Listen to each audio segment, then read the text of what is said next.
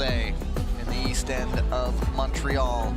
A look around the Parc Olympique. You just flew over the Biodome. There's the movie theater in the middle, and then that domed building on the other side is this building, the Maurice Richard Arena, for day number 2. Let's get it going right here today. Qualifying day number 2 for the ISU Short Track World Tour. Gavin Day, Tyler Dara back for another long haul here today, but Tyler always excited to get back to racing. Certainly, Gavin. It's day 1 in the books. You know, some skaters had days that they're going to remember, and some skaters have had days that they're going to want to forget. But today's a new day, so we'll get some fresh starts, some fresh races, and some new distances underway. All getting set up for the weekend's action, which of course includes repêchages in the morning, and then the big medal races. We saw pretty much all the big names out yesterday, at least in the second half of the day. They didn't do a lot of the preliminary stuff, but it's a very long day, these qualifying days, and now with so many skaters, we're doing 2 of them. And so we're just about to get ready here, just over a minute away from getting going in the men's 1,000-meter preliminaries. The rest of the morning's program, up until the first flood break anyway, men's 1,000-meter prelims, women's 500-meter prelims, and then the men back out again for the 1,000-meter heats. So we're having, in a normal year last year, we didn't have many prelim events to worry about, but we also now have repêchage heats when we used to just be into repêchage quarterfinals. But the rest of the morning, that is just about the morning session. Men's 1,000-meter prelims, 500-meter heats for women, men's 1,000-meter heats, and then there's a whole mixed bag of relays and individual stuff coming up this afternoon. And the reason why we only have 3 events to deal with is because we just have a lot of races to go. 15 heats in the offing for the men's 1,000-meter preliminaries. So our track stewards have been out prepping the track, including a former world champion, as Tyler discovered yesterday, Charles Lemlin, out there helping out in the operation of this event. Great to see Charles back out on the ice. I think a few skaters might have had a scare when they saw him out there. Happy he wasn't wearing a skin suit, I'm sure, because even without it, I'm sure he could probably put up a good result. Yeah, his presence doesn't go unnoticed on the ice. Sort of a double take. Wait, what? All right, first skaters are out on the ice. And so, as I mentioned, a lot of 1,000 meters, 15 heats in all. Top skater from each race and up to 5 fastest second place skaters qualify for the heats. And so, but as soon as any advancements start happening, when there's 15 heats, those 5 start to disappear really, really quickly. In this first round, we will have 15 races with a 1+5 advancement. Got a first look at a lot of the new team identities and team kits yesterday. I think it whistled to the line. Heat number 1, Furkan Akar, Turkish Anatolian Pars, Yaroslav Morozov of the Ukrainian Wildcats, Nurtulek Kajgali of the Kazakh Nomads, Timur Komarichki of the Slovenian Golden Horns, and the returning Wang Dai Han. Go to the start. Red.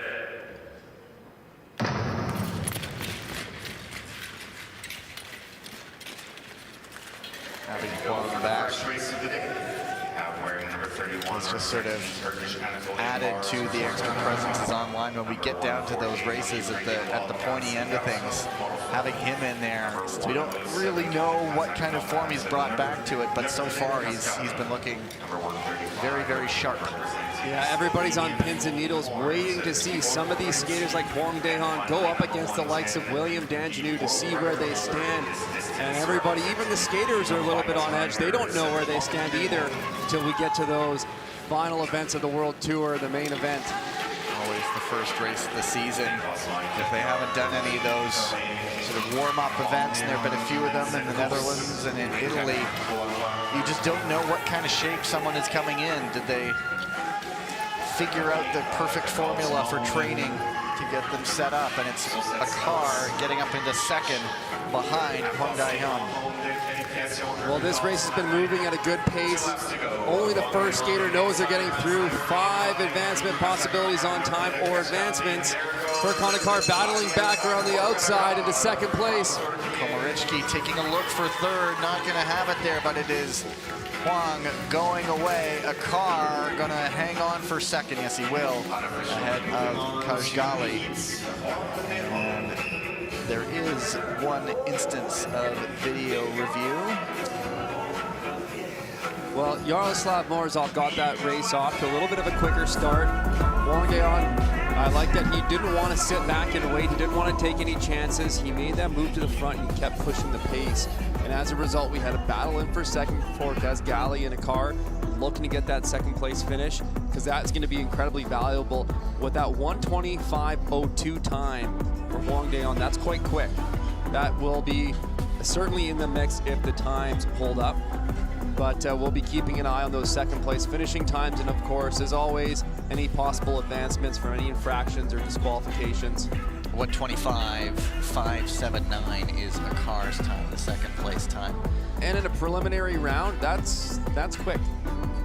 We do know a car, of course, one of those guys entering the discussion in 500-meter things, and there is the result.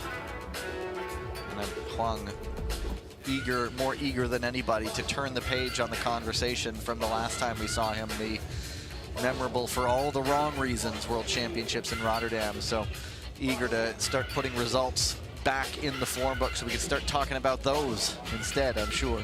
Heat number 2, Rainis Berzins, Latvian Golden Star, Radek Fajkus, Czech Ice Spiders, Ivan Donchev of Bulgarian Kings, Ivan Posashkov, the independent neutral athletes, and Peter Riches, aka Maverick of the British Royals.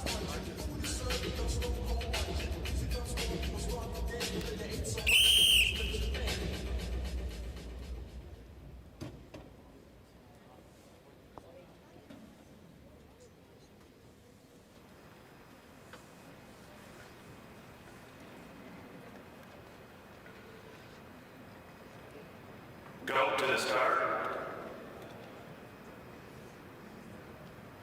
Ready. And you mentioned quickly in that last race there was a review. It was cleared. So whenever, once again, you see the yellow dot appearing on the screen, that means something is being reviewed. And it is Berzins. Representing the Czechia Ice Spider Fajkus. Radek Fajkus. Number 79 from the Bulgarian Kings, Ivan Donchev. Number 133, the individual neutral. Well, this will not be one of our quicker races. This one's going to be purely looking for that victory. Rainis Berzins controlled in front, looking very relaxed. It's a little bit of jockeying for position behind him. It's much better to be in the front sometimes and avoiding that, not wasting any unnecessary energy getting caught up in any of those scrums. Fajkus, another one of the skaters with family in the business, as he gets shoved aside there. He was in second, but Fajkus, I was just going to say, his younger sister has also competed internationally. But all the while, Berzins out of sight, out of mind at the front. Peter Richards working to close this gap down, making some gains here. Richards trying to close in on Poshashkov, loses the handle a little bit. Berzins under a bit of pressure. Richards is not going to have much of a chance to get around. Maybe one more go at it, but it is Berzins. And in the end, it's Posashkov getting up for second. Richards just getting in for third. Well, a veteran skate from Berzins there, just taking the lead early, progressing the pace, staying out of trouble, believing in himself, knowing that he's the strongest skater in that grouping, taking it right to the end. And Posashkov, yeah, Tyler noted, it's quite a bit slower than the first heat, to the tune of about 2 seconds, almost 2 seconds. Well, and trying to put it in terms of simple math, if you were to average 10-second laps throughout the whole race, you do a 1:30. So the start's always going to be a little bit slower, around maybe a 12-second opener, but then you got to be tracking in those low to mid 9s, 9.0s by the end. You can see right away they're hovering around that 9.8 mark, so closer to that 10-second marker, which would then put them closer to that, 128, 130 range. You make math fun. Simple math. Did I say it was simple then make it complicated? But no, but my grasp of mathematics is, I don't want to say, anyway, it's fine. I do my best. We'll just say when the skaters see a time, they know what lap times they're going to have to do to make that time happen. I imagine you do it so many times, you're able to go, okay, I need to set this kind of time. Yeah, and you so often do pacing in practice. So your coach will tell you to go out, I want you to do 7 laps at 9.0. So you get familiar with what that pacing feels like, so you know how it feels as an athlete, how fast you're going. Heat number 3, Theo Collins, Liam O'Brien. There's Peter Murphy, Iwasa Dan, and Daniel Ibog. Go to the start. Ready.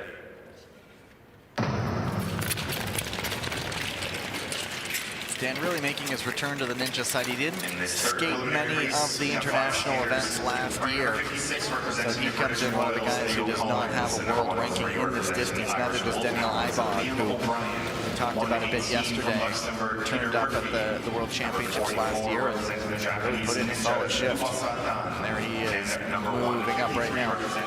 Yeah, Daniel Ibog, certainly a skilled skater. And one of the challenges when you come in unranked, you're certainly at a disadvantage from those top 20 skaters who have a ranking already, because you have to work your way through these preliminary rounds to establish yourself in the rankings and get some of that opportunity to kind of pass on a few early rounds, save some energy, but also you get advantages from having a ranking on better lane positions in the 500-meter event. So these skaters coming in unranked really want to establish some rankings over this first World Tour event moving forward. Liam O'Brien lost some speed around the corner, but he's latched back on, but that'll sap the legs a little bit as Iwasa makes the move on the Uzbek Cobra.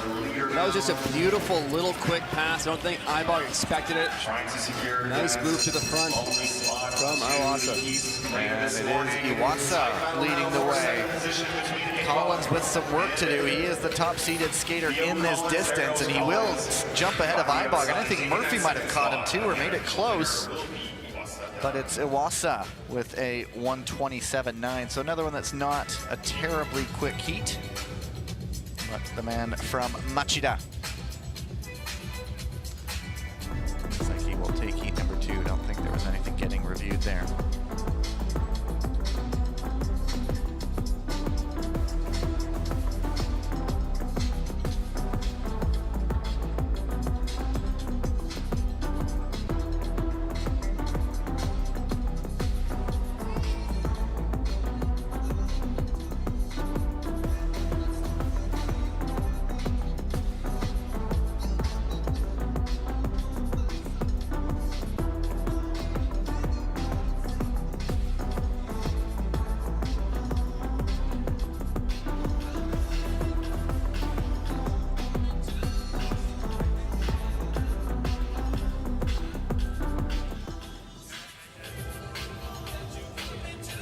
There now. Iwasa taking it. Collins and Peter Murphy did jump up for third. The Grand Duchy of Luxembourg. The Luxembourg Dukes. I guess he is the only one, so it would be the Luxembourg Duke. Heat number 4, Gleb Ivchenko, Łukasz Kuczynski, Jonas Hammermuller, Marcus Howard, our first real look at him individually, and Alejandro Rivero Meyerschach of the Belgian Ice Bears.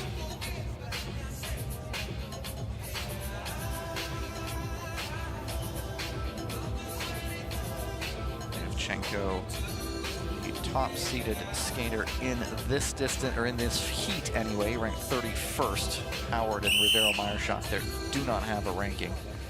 There is Ivchenko, the 24-year-old.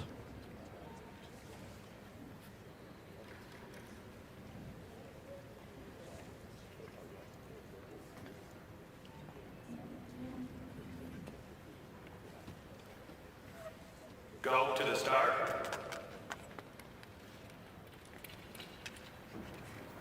Ready.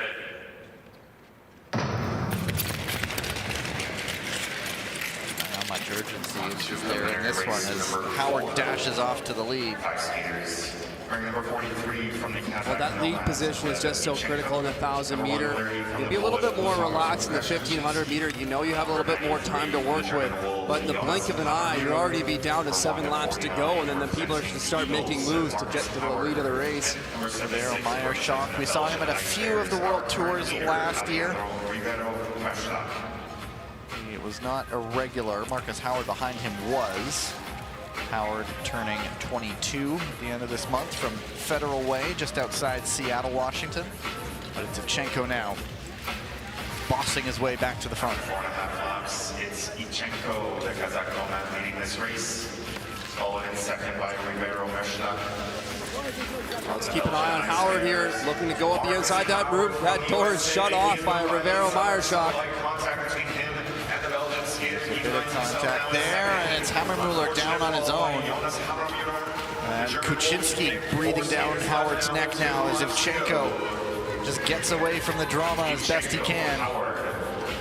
But they are inching into that slipstream. 1 to go. Is there an opportunity for Howard to make the move? Looks outside. Is he going to dive up the inside? No, Ivchenko holds it off, takes the heat.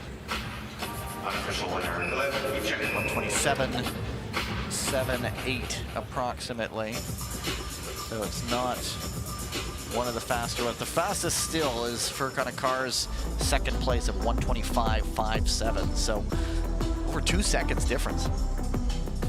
Yeah, when that first time came up, I knew that was quick right away, especially for the prelim round. But yeah, it's very tight though in those other second place times, all around that, you know, low 128, mid 127, high 127 there.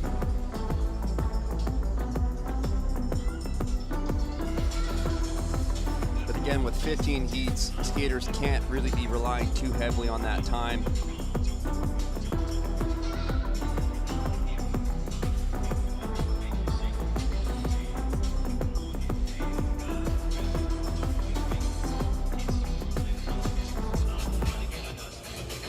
You know, sometimes the challenge of these preliminary rounds too is you may be that top seeded skater and you may feel very confident in yourself, but you can't relax in that race. You don't want to be too settled and too overconfident, wait too late to make a move, because you never know who might just surprise you or what may happen in that race.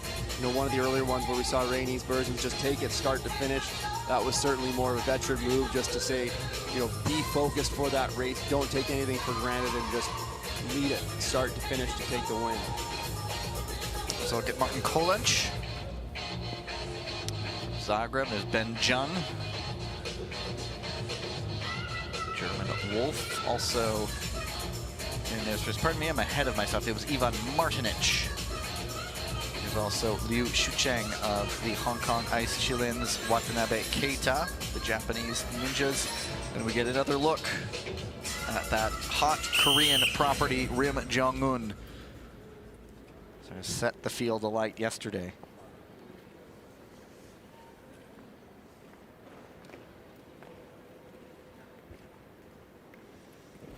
Well, I think we're gonna have a quicker heat here. Go to the When you know start. you have someone like Rim, you gotta be pushing the pace to try to get a time. Ready. Interesting. Rim more than happy to settle in at the back and just ride tail gun there. Well, Rim is just an expert outside passer. He's very calm, very relaxed. He conserves a lot of energy, and he has such explosive power to accelerate on the outside. He's got great stamina, so he's comfortable in the back, but that does come with risks, because it's never a guarantee when you go around the outside that something else can't get in your way and interrupt that pass. Watanabe, the veteran, 33 years old. Well, Watanabe here with a veteran move. I think he knew going up against the likes of Rim, he's going to be in for a challenge to win, so he's got to push the pace a little bit. We saw him go off the start. Here comes Rim, working his way around the outside. Fifth to fourth to third. to second. Here he comes all the way to the lead. Now Watanabe is going to want to tuck in behind Rim, who will hopefully continue that quick pace, and that's going to pull him along to that time that he needs to get through. At least individually, Seagal jumped in front of him in the relay yesterday, but at least individually, all he's doing is winning right now. Well, Liu Zhusheng tracking down Watanabe here, going to give him a challenge for that second position. Looking up the inside. Watanabe trying to hold him off, and it will be Rim Jong-un winning once again with a 125.81. We're going to look at that replay because I think with the exception of that pass that Liu put on Watanabe, that race kind of went exactly how he would have imagined it. Get the pace going, wait for Rim to pass, try to tuck in, get pulled to that quick time. It was a quick time in this race. Second place finisher, 126.5, even with that incident and going into the last corner.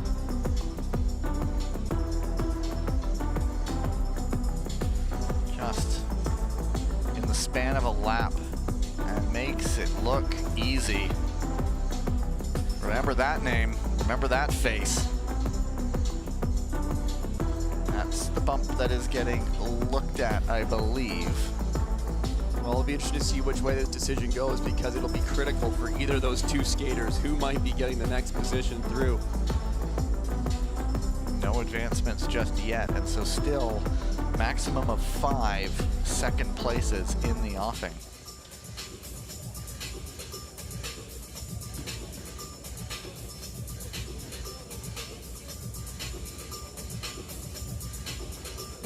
So one of the things that the officials, when they're reviewing the play, the replay on those passes, those infractions, it has to be clear, it has to be obvious to them to try to make that decision. So they're going to watch it over and over again. They'll watch it in regular speed, slow motion, try to understand and identify the intentions of the skaters, but they got to be clear and obvious for them to make that call. And we are going to go down to the ice to Balashkova, our referee. Penalty, number 97, Hong Kong, China.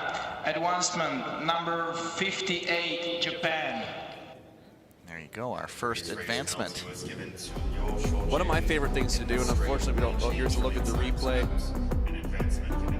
See that move right there, pushing across. Watanabe holding his position down the straightaway. And again, as you said, Gavin referencing that blue line down the straight to see how they're moving. And so an advancement from second place too. He wasn't in an automatic advancement position, but it was potentially one. Yes, correct. If you are in first or second, you can be advanced, even if it's a 1+ advancement protocol. Heat number 6, Martin Kolic, Frederick Pedersen, Tarik Omaragic, Luka Jasic, and Shin Dongming. Go to the start.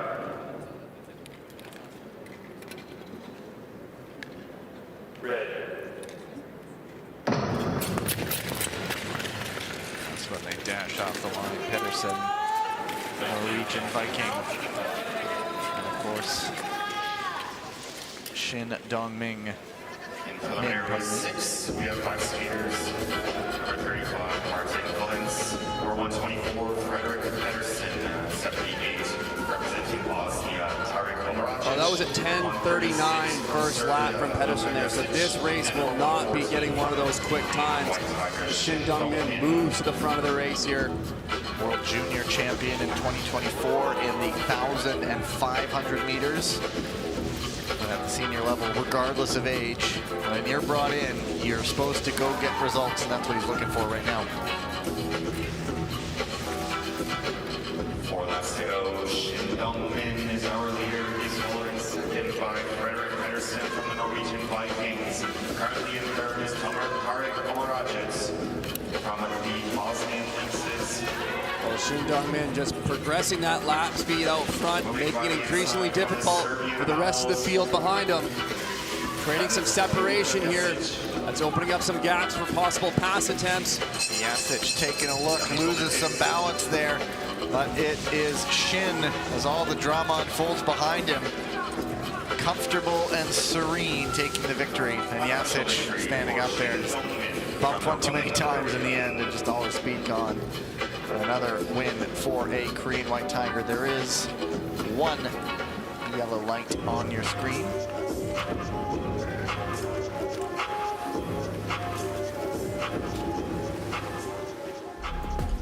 One of the things I like to watch, and we were talking earlier about, was the referees, the officials are making the announcements of their decision. Is, I don't think we get it on the camera, but watching the lineup of coaches behind the mats there and reading the reactions of the decision making is always a little bit of an entertainment. Especially when they do them in slow motion, you just see someone shaking their head or disappointed. It's almost like a Greek tragedy where you just see the agony played out.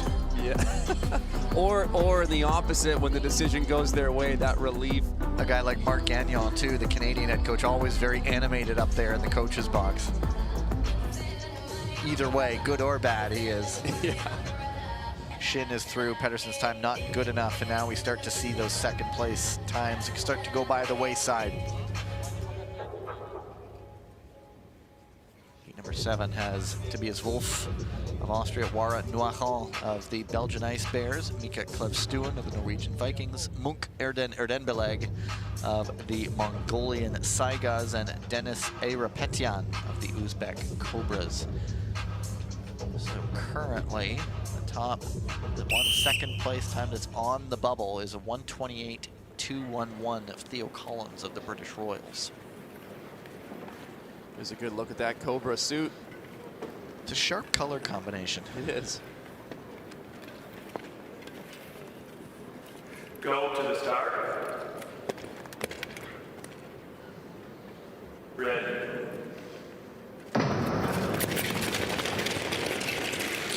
It is Klevstuen off the front right now. Race. 5 skaters wearing number 54 from Austria, Tobias Wolff. Number 73 representing the Belgian Ice Bears, Wara Noachal. Number 123 representing the Norwegian Vikings, and Mika Klevstuen. Number 119 from only skater Erdenbeleg, who does not have a rank in this distance. We did not see him last year, but he's been around. He is 28 years old. Keep an eye on Tobias Wolff in 4th position. Just eyeing him up right now. He looks like he's going to be getting ready to strike with a move, but he's going to have to do it before Klevstuen gets this pace too quick. Klevstuen, part of this young cohort, building a program essentially in Norway. A lot of the attention goes to the oval.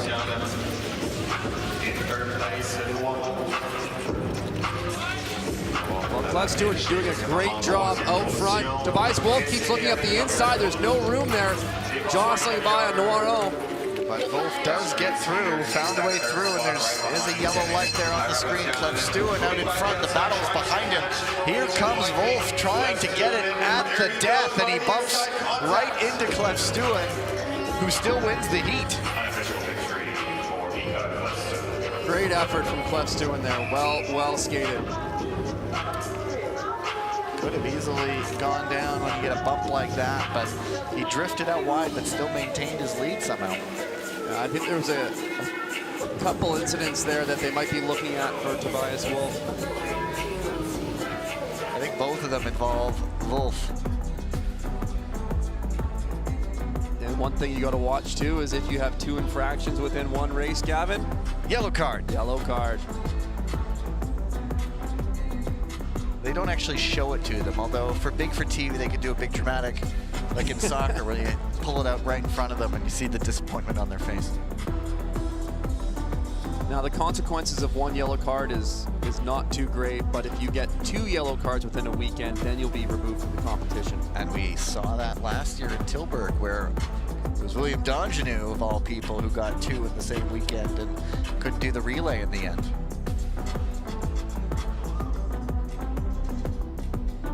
Wolff knew something was afoot anyway at the end after that Klevstuen bump, where live to fight another day, though. Everybody gets through okay. Confirmation, there is no supplemental discipline given.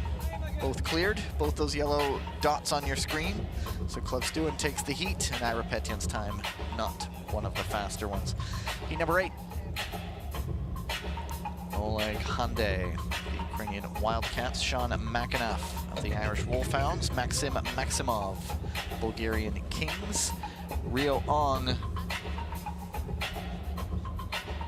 of the Singapore Gazelles, and Simon Bastier of the French Roosters. There is Makanov.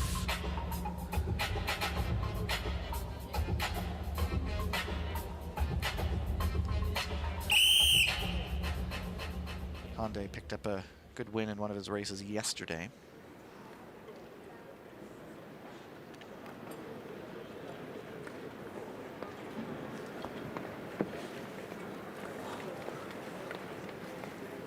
Go to the start.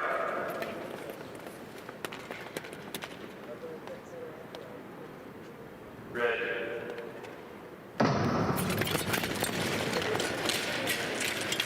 Is Hyundai quickest off the line. This eighth preliminary race, we have number 51 representing the Ukrainian Wildcats, Oleg Gande. Number 61 representing the Irish Wolfhounds, Sean Makanov. 82 representing the Bulgarian Kings, Maxim Maximov. 134 representing. Well, if you're keeping an eye on those second place finishing times, right now, the last qualifying time is a 1:28.21, so we'll be keeping an eye on that time as we move forward to remaining heats. Up comes Simon Bastier, 19 years old, getting up into second.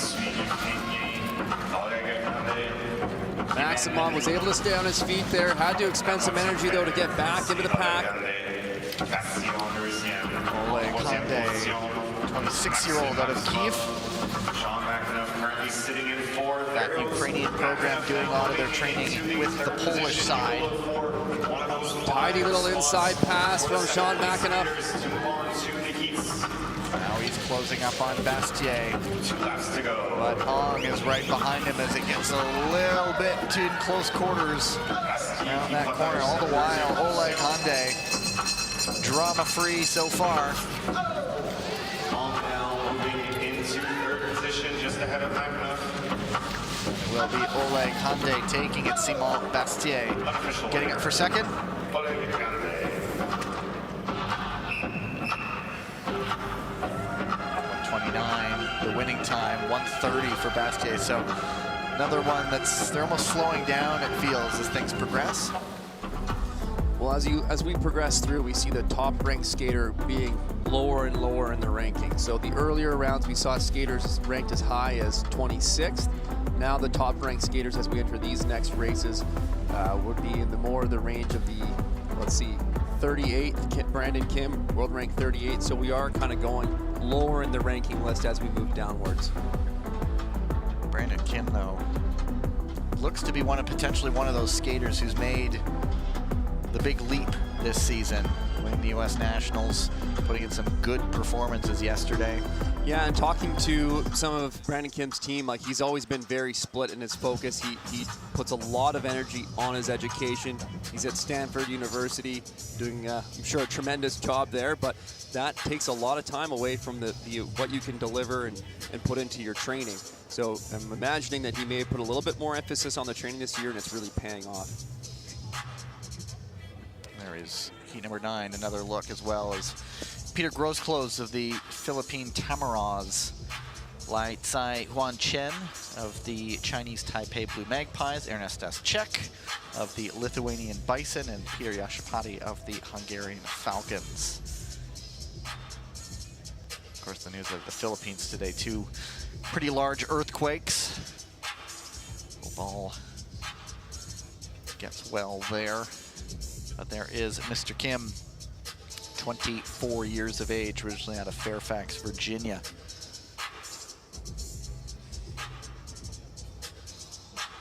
Well, I think some of the skaters, if I had Brandon Kim in my race, I'm thinking, okay, I know he's quite strong. My strategy here might be what we've seen in earlier rounds. I'm going to get the pace going, get it a little bit quicker from the beginning, look for Brandon Kim to make a move to the lead and try to tuck in behind him and let him pull me to a finishing time, and maybe look to capitalize on taking him back at the end of the race if I have an opportunity. Go to the start.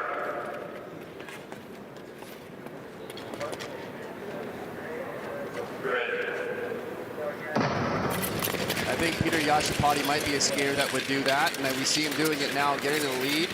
getting the pace going right away. Not wasting any time. Brandon Kim tucked into second nicely. Our number 23 representing U.S. Eagles, Brandon Kim. 24th in the World Championships in 2024.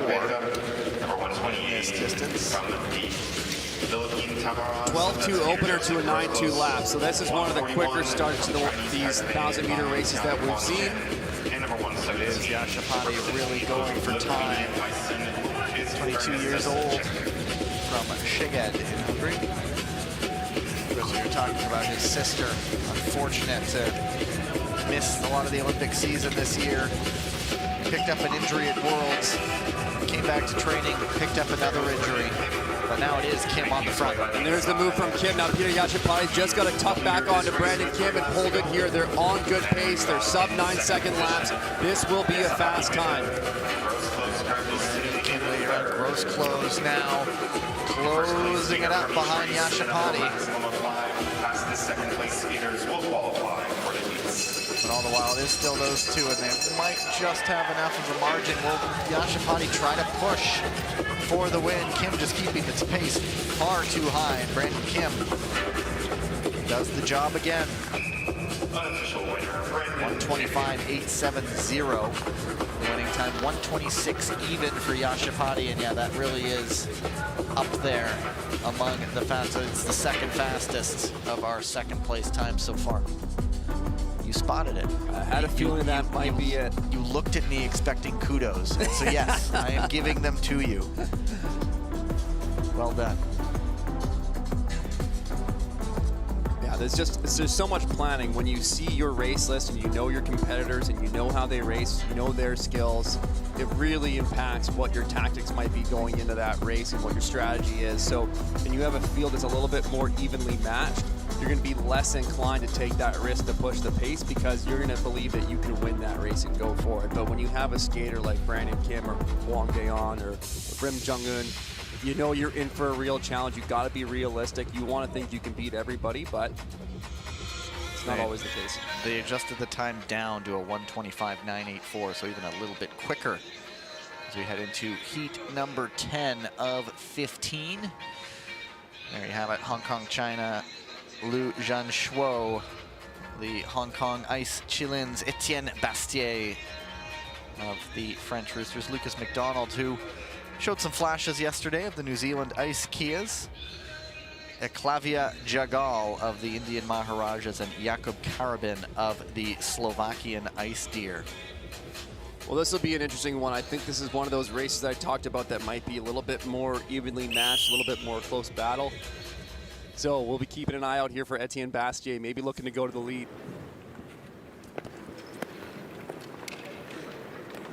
There is Liu.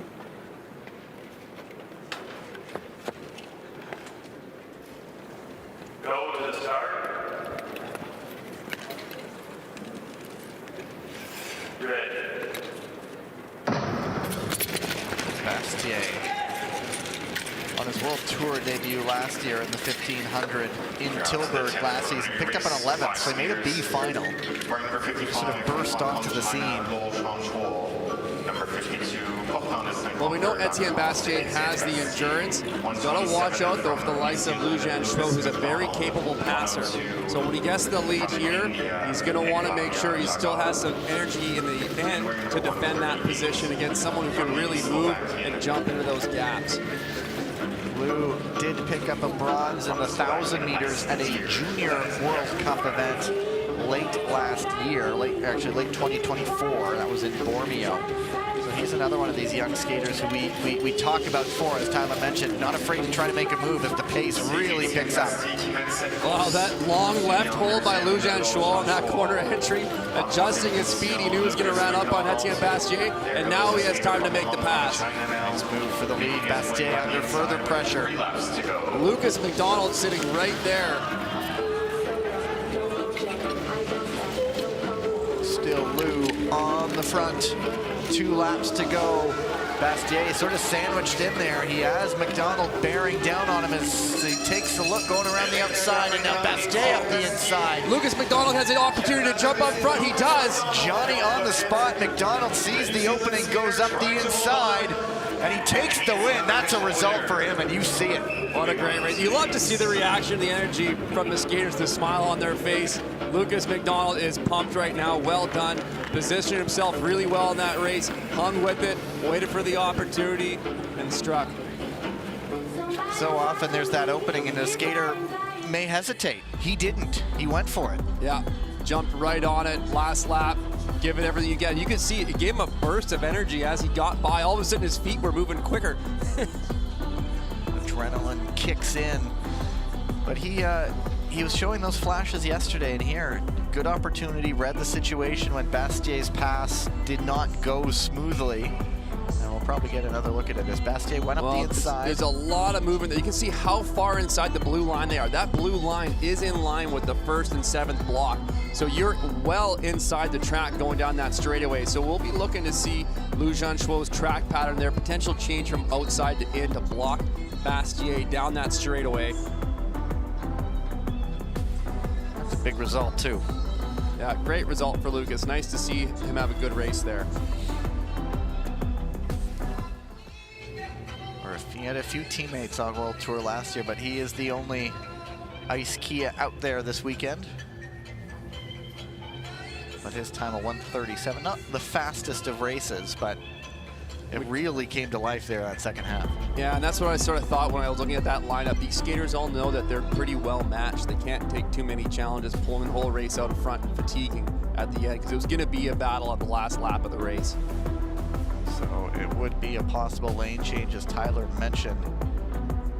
Bastier, not a lot of space to work into. And you can see Bastier's shoulders well ahead there of Lou Jean-Chouot's before the corner. Right here, you see he's ahead, but he's given no room whatsoever.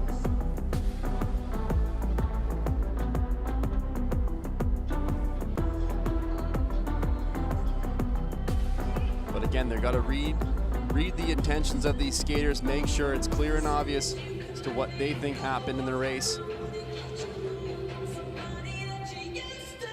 I looked down at that corner yesterday. It's always which athlete might be peeking in to say hello. We had Elisa Confortola and Gloria Ioriati waving to the camera, but now it's coaches down there right now. But that's the cameo corner for some athletes.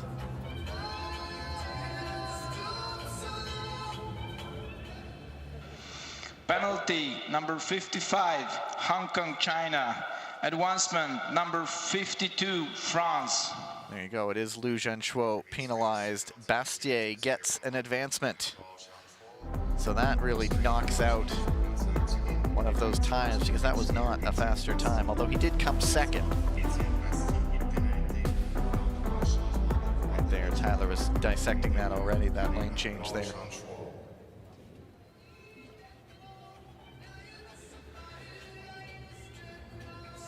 There you go, confirmation. Heat number 12, heat number 11, pardon me. Toonboer, Dutch Lions, Lucas Henry Koo of the Brazilian Bluebirds, Su Junpeng, Blue Magpie, Eric Anderson right there of the Norwegian Vikings, and Sui Shin of the Hong Kong Ice Chillins. And Anderson jumps up into third as Koo takes the lead. Race in the men's 1,000 meters, 1+5 advancements. Well, you can see how badly Koo wanted that lead position, really battling with Toonboer there off the start to take the lead, but Toonboer takes it right back. Number 143. Boer on the podium last year in Tilburg. Those Dutch fans really gave him a boost.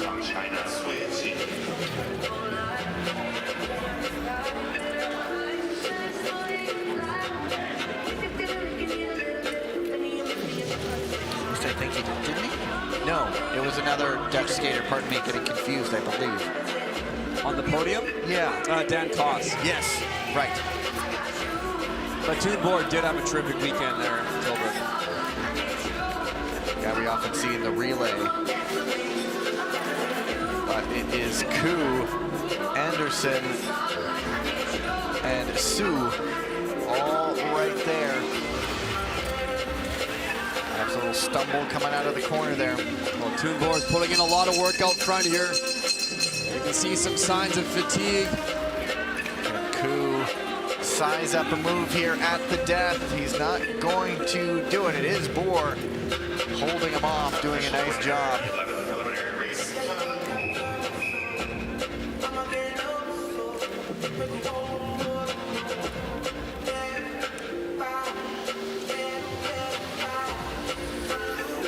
Boer did actually get a silver in Milan in the 500 meters. Yeah, there it is. Yeah. I knew it was there. Tilburg was down cost, right. But Thunborg, well, yeah. It's a deep team is what we're saying. He's a weapon in the relay too. You just see the size of him. He can just launch his teammates on that exchange. And that just becomes so integral in a relay where if you have a skater who's just an expert on an exchange and a push that can launch another skater into a lead position or into a pass, it makes passing a lot easier in the relay to complete it on that exchange sequence than trying to rush it within your 1.5 laps on the ice. Time not fast enough for Koo to move on. 1:27.519. Yeah, that's interesting because one of the earlier races was still showing a 1:28.2 as a second place time with Theo Collins. So I don't know if we're getting accurate updates. It'll be sorted out for us, I'm sure. There is a look at Raphael Murray, the Swiss Ibex. Metehan Atan of the Turkish Anatolian Pars. 4 skaters in all the heats now. Benson Ogradi, right there of the Falcons, and Purapat Changmai of the Thai Elephants.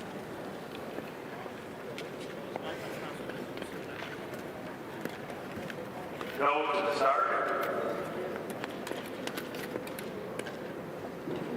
Ready.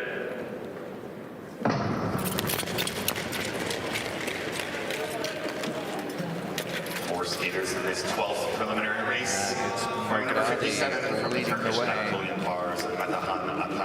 And we've seen Murray try to drive the pace a few times in his races. From the Thai Elephants, Purapat Changmai, and for 1:37. Small two-person Swiss team here. I know they've had Dietrich Varaklis trying to get himself in for the November World Tour events. But as if we fantasize about places the World Tour could go, Switzerland, you can do worse than there too. Right now it's Ogradi and Changmai.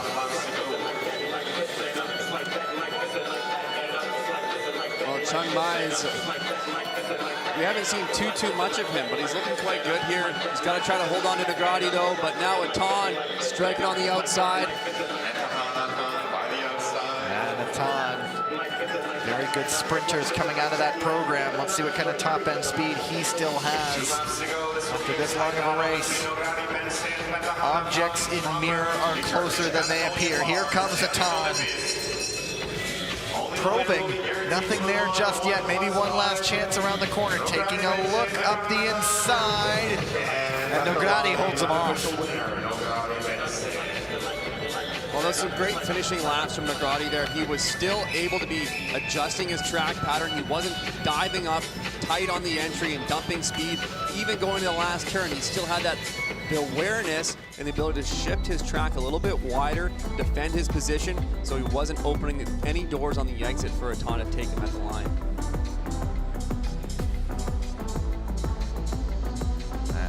Not going to be a second place time that will advance. This one was over 1:30.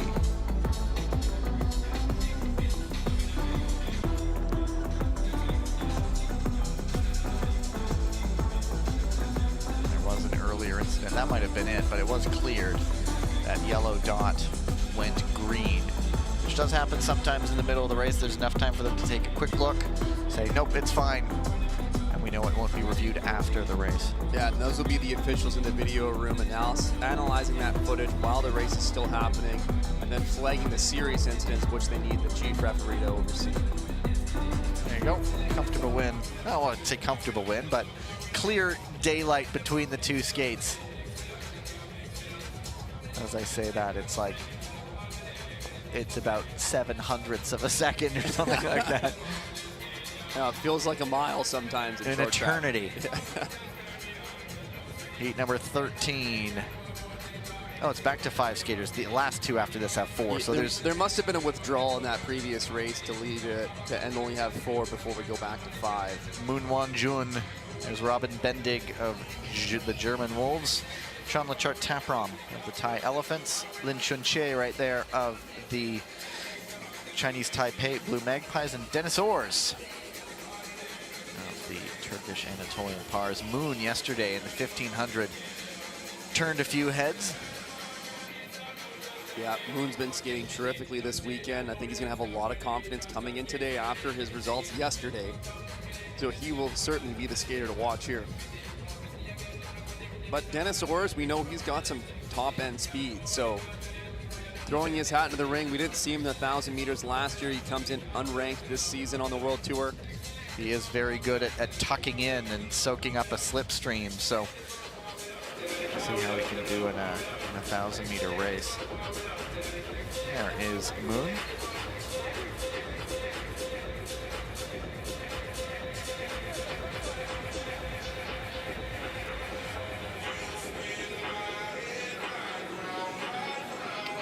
Moon is 24 years of age, originally from Korea.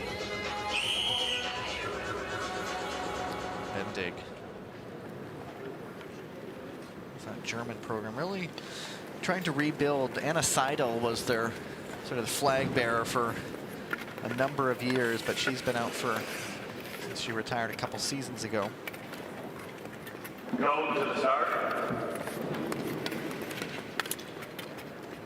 25 from Dresden. Ready.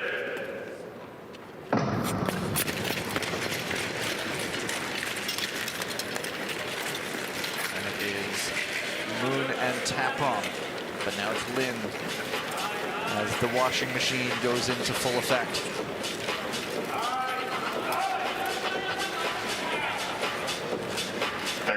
Preliminary race, we have 5 skaters on track. We're number 48 representing the Hungarian Falcons. Moon, number 92 representing the German Wolves. Tapram following in his wake. The Thai Elephants, Chamlachart Tapram, number 142 from Here comes Ors. Tyler mentioned his speed, but he almost stands up, almost gets to the front, wants to dump his speed a little bit. Yeah, just trying to relax a little bit. And sometimes you do intentionally dump the speed because you don't want to open up too much of a gap. And then when the pack responds, they attack you with more speed as you just relax.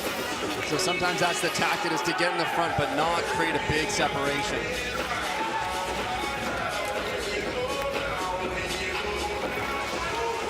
It is still Moon and Ors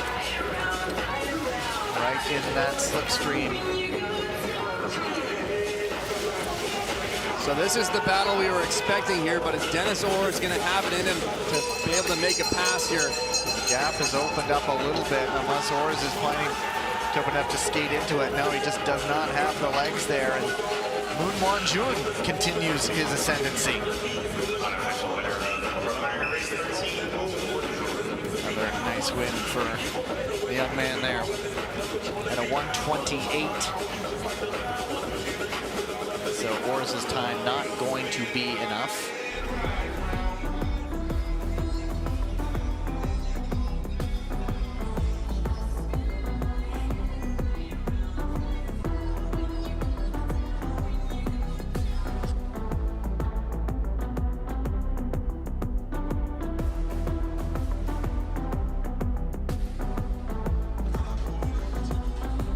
Two more in this men's 1,000-meter prelims.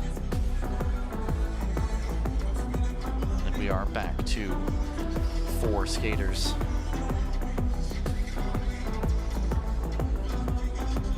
Top seed in this one, as Tyler mentioned. The top-seeded skaters in each heat does kind of go down as we go down. So is Zdenek Sapal of the Czech Ice Spiders. Ranked 44th in the world, and he will be out of position 1. St. Paul from Benátky nad Jizerou, which is northeast of Prague, and his older sister is a 2-time Olympian in short track. Others in this heat: Adil Galiakhmatov, Rostislav Leontenko, and Asen Gurov.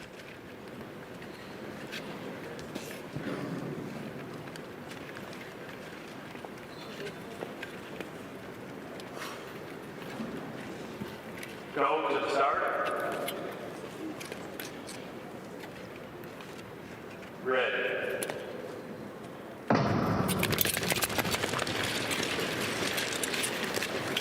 It's Galiakmatov, the veteran skater. Preliminary For 14. Kazakhstan out there. 4 skaters in the second. Not many skaters race. left born in the 90s. Representing the Czechia Ice Spiders. But he is. He turns 59 representing the 27 next month. Number 147 representing the Ukrainian Wildcats of Rostislav Yontenko. And number Seeing 80 rapidly all the skaters being born in the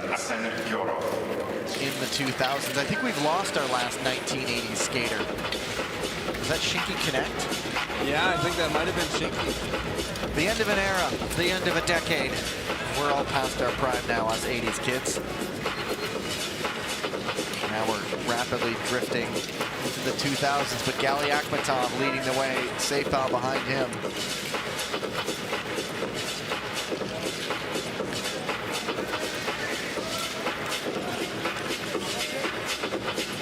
Well, Galiakmatov just continuing to control this race.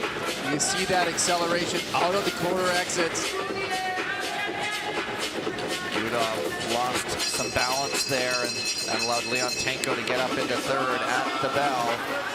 Galiakmatov, Seyfal stumbles coming out of the corner, and that just might be enough to allow Galiakmatov to take the victory. Well, it's such a battle. There's so much lactic acid being built up in your legs as you hit these final laps, and at the same time you're trying to think, I need to try to set up a pass, but my legs are turned to concrete. I can't turn them over. You see Seyfal starting to slip up a little bit, the legs just fatiguing on him. So 129 that time will not be enough. 129, almost 130. Second place there, Seyfal. Early in the race here, Seyfal holding off Gurov.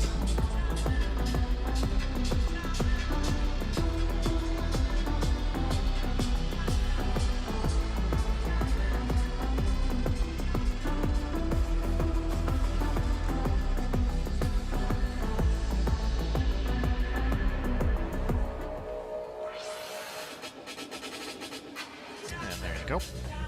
One more heat, men's 1,000, and then we will, I believe that's our first resurfacing break of the day. We'll come back with the women's 500 meter preliminaries.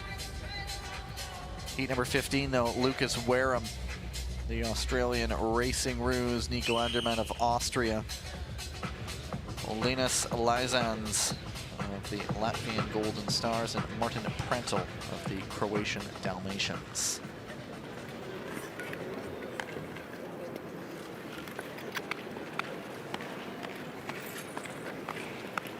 Go to the start.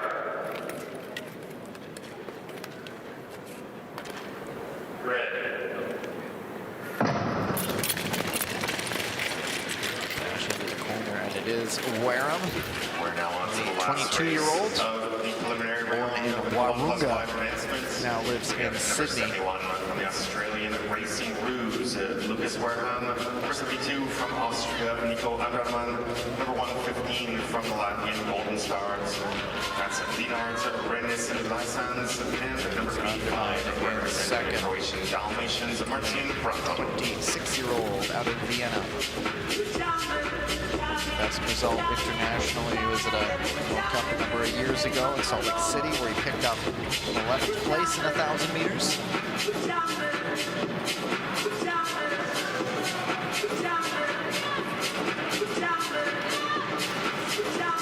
All skaters just waiting to make a move here, but Lucas Wareham continuing to push the pace out front. Let's watch for Nico Andermann. He's going to be looking to move. There it is right now, jumping up the inside of Lucas Wareham. Now Lizans trying to see if the door's open for him.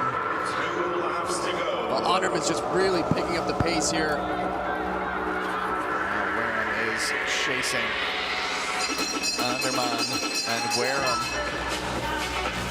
are 48th and 47th respectively in the world rankings coming in. So an even match race. Wareham's going to try to make it close, but Andermann shuts the door and takes the heat.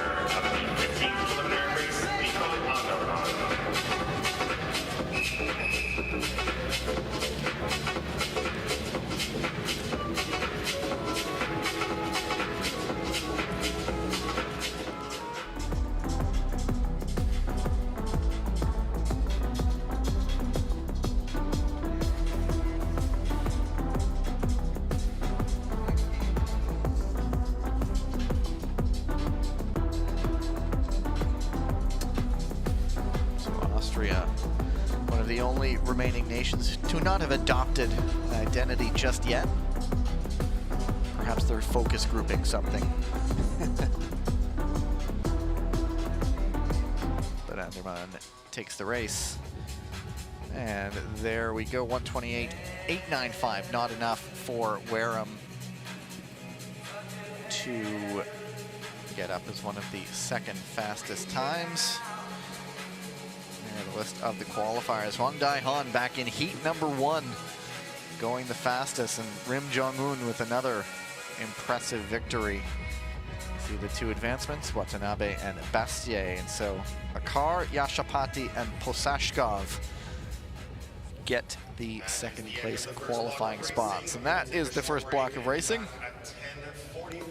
We will come back in about 18 minutes. So 10:45 a.m. local time is about 18 minutes from now. So grab a break wherever you may be around the world. We'll be back with you on the other side for the women's 500-meter prelims. Talk soon. Don't forget to visit our kiosks. We have Subway available on the west side and the Speed Skating Canada kiosk available on the north side. I would also like to take the chance to thank our sponsors and partners that make an event like this possible. So I'd like to give a big thank you to ISU, the International Skating Union, Telio, CNSG, China National Sport Group, Speed Skating Canada, Patinage de Vitesse Canada, Speed Skating Québec, Patinage de Vitesse du Québec, le gouvernement du Canada, gouvernement du Québec, Tourisme Montréal, la ville de Montréal, Comité olympique canadien, Bell, Intact Assurance, IGA, Plaza Montréal, Universel Montréal, Parc olympique, Aéroport de Montréal, Nagano Skates, Café William, Association régionale de patinage de vitesse et de matrec, et finalement Subway, Das Food Truck et Moosehead. Un grand merci à tous nos commanditaires et nos partenaires. Big thank you to everyone that has made this event possible.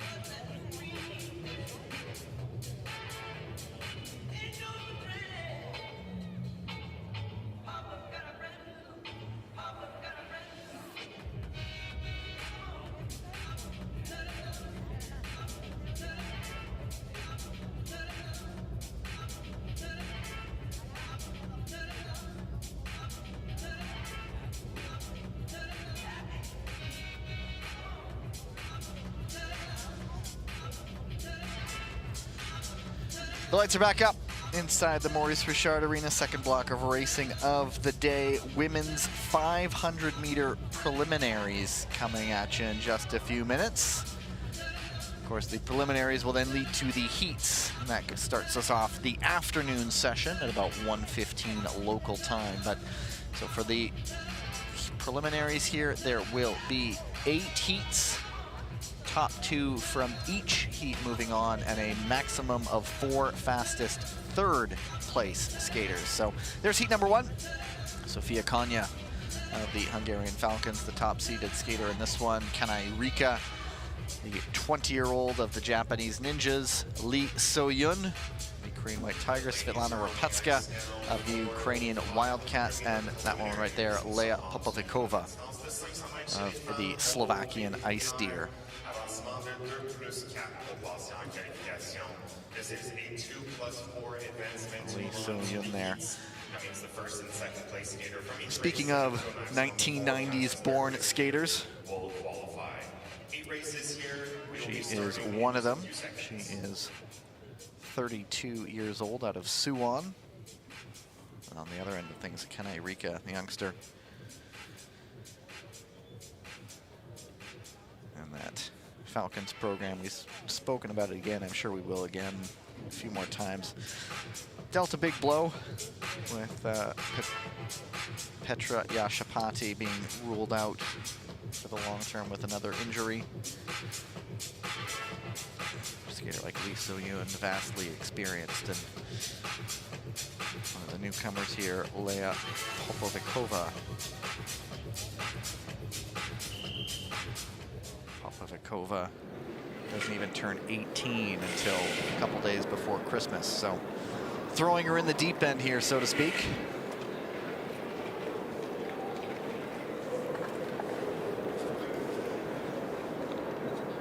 Go to the start.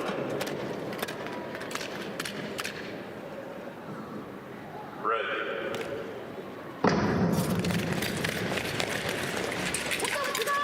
The dash to the corner, it is Kanai coming through, and everybody through unscathed. Well, a tremendous jump off the line from Rika Kanai to get out to the lead, but Sofia Konya tracking her down quickly. Number 91, representing the Slovakian Ice Deer, Leia Popovikova. So you got the experienced Lee So-yun. But as Konya goes up the inside, and Kanai under attack from left and right as she now slips to third, with Lee going all the way to the lead at the bell, but Kanai, pardon me, not done yet. It is Lee So-yun taking it, and Konya just does hold on. Unofficial winner, Lee So-yun, and photo finish for second place. So we'll see how that time holds up. Don't have an official time yet for Kanai, but winning time 44:67. Tyler, put that math hat on. How quick might that one be? No, I think that's it's a good start. I think that we're going to be looking for qualifying times in the 44-second range. Rika Kanai being in a 45.16 might be on the bubble there. And again, of course, those can be quickly chewed up in the 500-meter from advancements when we're only looking at 4 of them out of 8. But we've been getting a lot of clean rounds yesterday and today in these preliminaries. So we've been relying more heavily on the time advancements than we have been in the past.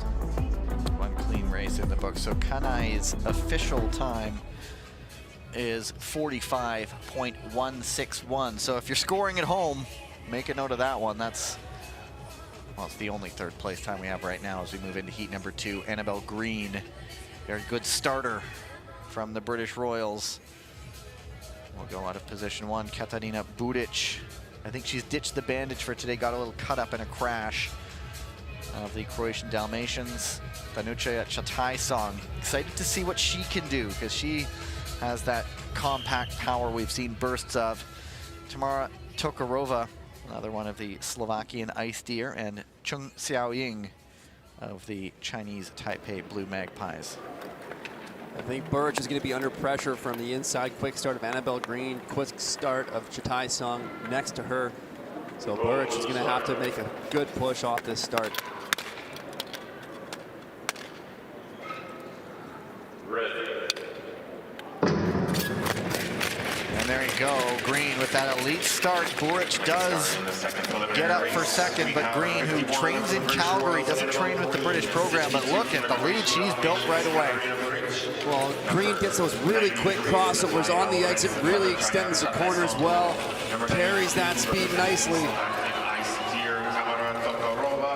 And it is Chung looking down at Chataisong. Not the opening. Buric does have some breathing room now as Chataisong stumbles. Unfortunate for her coming out of the corner. It was a crash. We lost Chung, but it is Green on course for victory. Buric looking to get second, and it's going to be that battle for third, which could prove crucial, and it's going to be Tokharova in the end.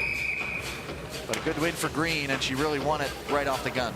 Yeah, great, tremendous start from Green. That's what we expected from her. Buric actually had a very nice first couple of steps, but she just couldn't match the power of Annabelle Green after that first corner. Like I said earlier, if you watch those crossovers on the exits of Annabelle Green, the foot's just planting right underneath her. Really quick strikes, really quick acceleration from her.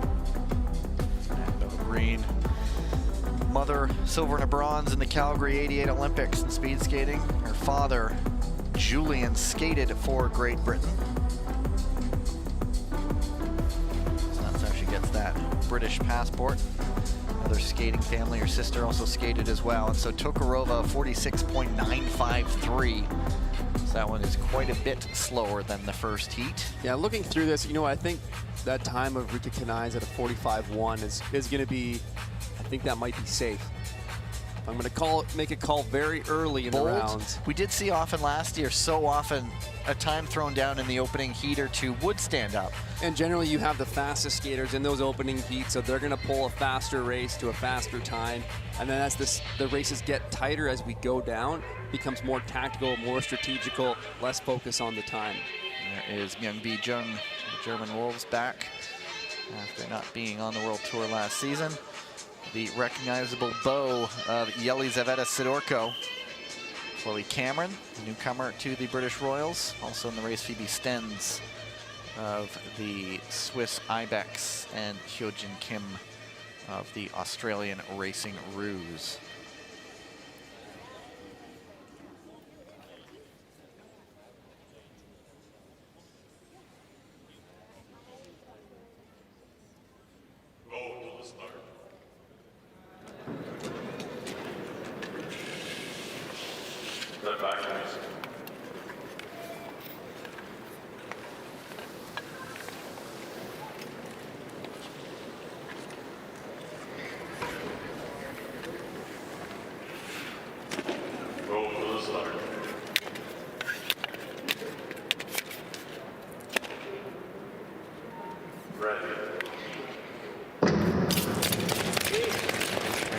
A good start from Stenz to get from third to second. Also a good start for Jung. And Kim, perhaps more an element in the longer distances, but it's Sidorko off and away with a good start. See if Stenz can tuck in here with Jung, hold on to that. This is a great race for Stenz so far. Sidorko with a healthy lead out front here. Here comes Kim trying to get into third. Stenz though right up into second. It's all to play for second place as Kim goes around the outside. But it's Sidorko in first. And it's to be determined in second. It's Kim now with a nice move up into second. And it looks like she will get it. Who's got the race for third? It's Jung in the end. It's a very competitive race there.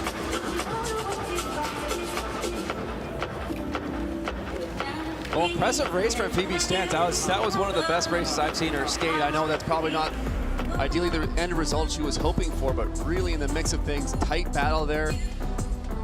Kim Hyojin with a nice outside pass there, patient on the outside, not, you know, just committing to it, not backing out of it. You can see she's not even putting the hand down there, staying safe on the outside, not getting into trouble on that outside pass. And it's a 45.738 for Myung-Bi Jung, which puts it second fastest right now out of the three heats as far as third place times go.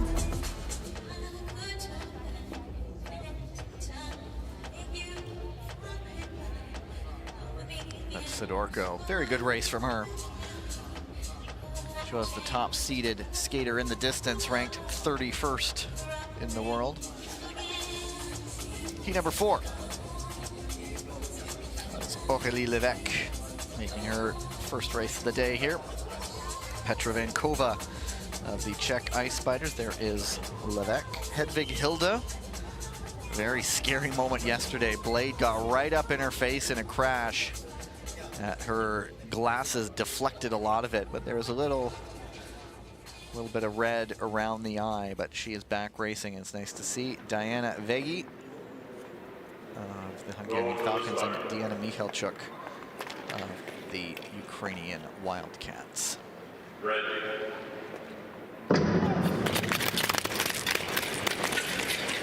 Good start for Lévesque, but also Vegi out of position 4, jumping up into second.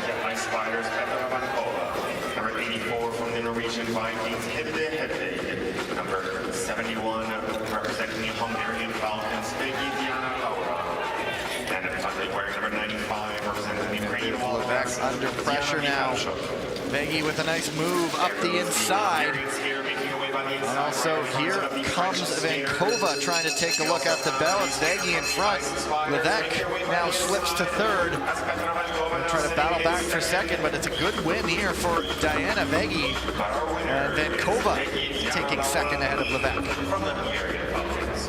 Well, that's a bit of an upset there with an unranked skater coming in to win this preliminary. Unofficially about a 45-2-0 for Lévesque. 45-184 is the official time, so it's just off of Kanai Rika's time from the first heat. So second right now, still no advancement, still racing clean so far.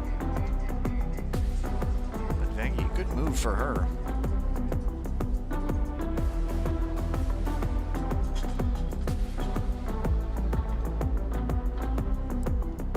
Vegi, still just 18 years old.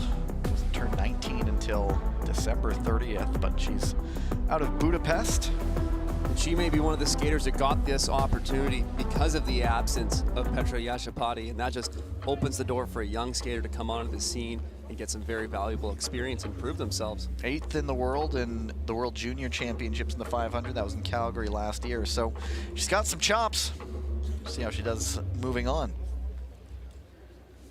Heat number 5, another Falcon, Barbara Somogi, Betty Muska, the German Wolves, Barbara Gakova of the Czech Ice Spiders, Alina Krylova, one of the independent neutral athletes, and Eva Grenouillou of the French Roosters. Go to the start.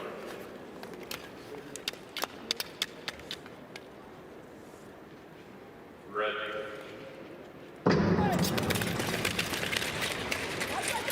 And it is Somogi off the line, joined nicely by Krylova. We have number 70 from the Hungarian Falcons, number 60 German Wolves of Betty Muska, number 63 from the Czech Ice Spiders, Barbara Gakova. Looking like a race for 2 right now as Grenouillou and Muska try to close the gap, and up the inside, Krylova takes the lead.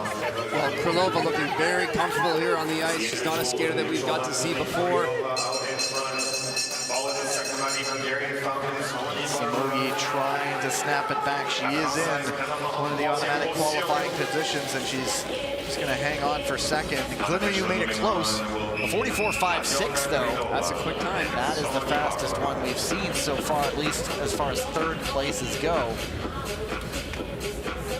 Good skate what Grenouillou got around Muska and was free to close that gap right up.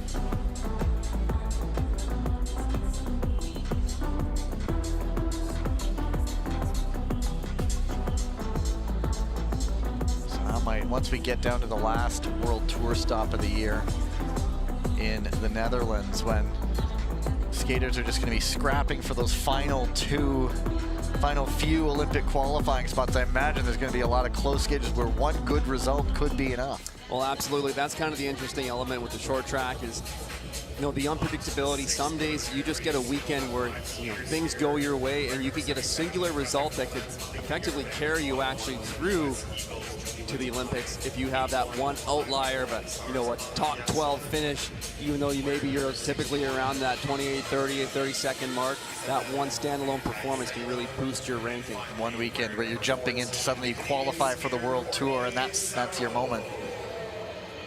First look at Courtney Sareau, unranked in this one, but if we're looking for favorites, she is in absolutely fantastic form. Julie Lataille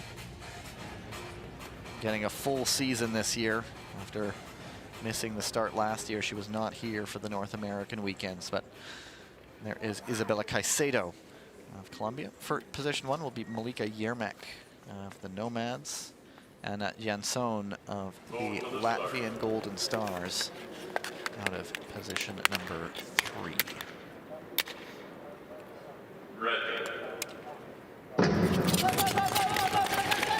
Out of position 4, Sareau almost up to the lead, but a good start for Lataille. Currently in second position, we have the American Eagle. Great start off the line for Sareau there. Eyeing up Lataille, creating a little bit of a gap that she can accelerate into. She's going to carry that speed wide. We'll see if she hooks it tight to go inside or carry it around the out. She chooses the outside, safer pass there. And now Lataille will have Malika Yermak bearing down on her, trying to keep her off, but it is Courtney Sareau going away. The Canadian continuing her rich vein of form, a real battle for second. Yermak running out of room. Will she make one last dash to the line? Lataille will hang on. A good result for her. There's another one of those quicker races, 43.07 from Courtney Sareau. You might be wondering, oh, why? She got the pass, she opened up a gap, why doesn't she shut it down? Again, we've talked about it all the time. That inner lane position in the forward rounds are going to look to reflect on the fastest times. She wanted to get that time. She wants to secure that inner lane position, not find herself on fourth in the line. That's why she kept that speed going. The 500 meters, it's really the one that is so important that the time does matter. But Lataille, who came in ranked 47th, just beat Yermak ranked 35th. So a good result for the American, but Sareau winning all 9 individual distances at the Canadian trials just keeps rolling. And they're a 44.444 for Malika Yermak, and that puts her in a good position. I believe that's the fastest heat, as we appear to be getting faster as things go on. It'd be fun if that was your new personal best time. So what's your PBD? It's a 44.444. And how much further into the decimals does it go? I mean, that time though by Kanai Rika is still holding up as one of the quicker ones. I think it's the third fastest right now. So it's actually getting closer to the bubble, but we do have 2 heats to go. Nakashima Mirei. There is a look at Kirana Laut from the Vancouver, British Columbia area, but skating for Indonesia. Zeynep Kumarkan. Berenice Combi. And yes, I thought I spotted her yesterday in the relay. The returning Martina Valchipina. Go to the start.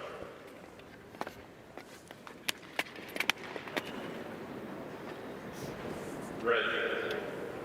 We did not see the Italian last year. She, on social media, she's shared what was an interesting looking x-ray. I think it sort of underlined why she'd been missing from action. Valchipina now behind Combi, one of the newcomers from France, late last year. Combi just got off to a terrific start there. But now Valchipina jumping up the inside. And Nakashima dives up into second. Valchipina, her first individual event upon her return, looking like it will be a return to winning ways for the Italian Gladiator. She does. Welcome back to her. Combi putting up a good time here. 44.69. And so your brave prediction early on about Kanai holding on for one more race to go. I did say that I thought it would be 44s, and I was kind of retracing my steps there to give me a safety net, but I did put the stamp that I thought Rika Kanai would get through, and now it's all on the hopes of this last race with the likes of Selma Poutsma coming out to the start line. Also coming in unseeded, but you know, we all know how fast she is, having World Cup success individually. Not really on a full-on season last year. But the year prior, she had that memorable race, winning the World Tour race, tying with the likes of Sandra Velzebor. Double gold. It was in Seoul, that World Cup event. So Valchipina back to winning ways. And heat number 8 has 4 skaters, and yeah, Poutsma without that ranking is starting out in position number 4. Tineke Dendalk, Belgian Ice Bears in position number 1. Lam Ching Yan of the Hong Kong Ice Chillins, position 2, and Alyssa Pak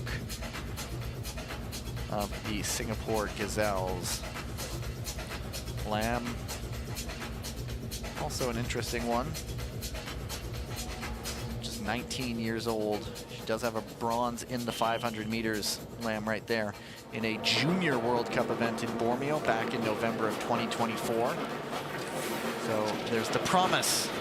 It's just a matter of fulfilling that as a senior. But yeah, when that woman's out in position 4, look out, everyone. Go to the start.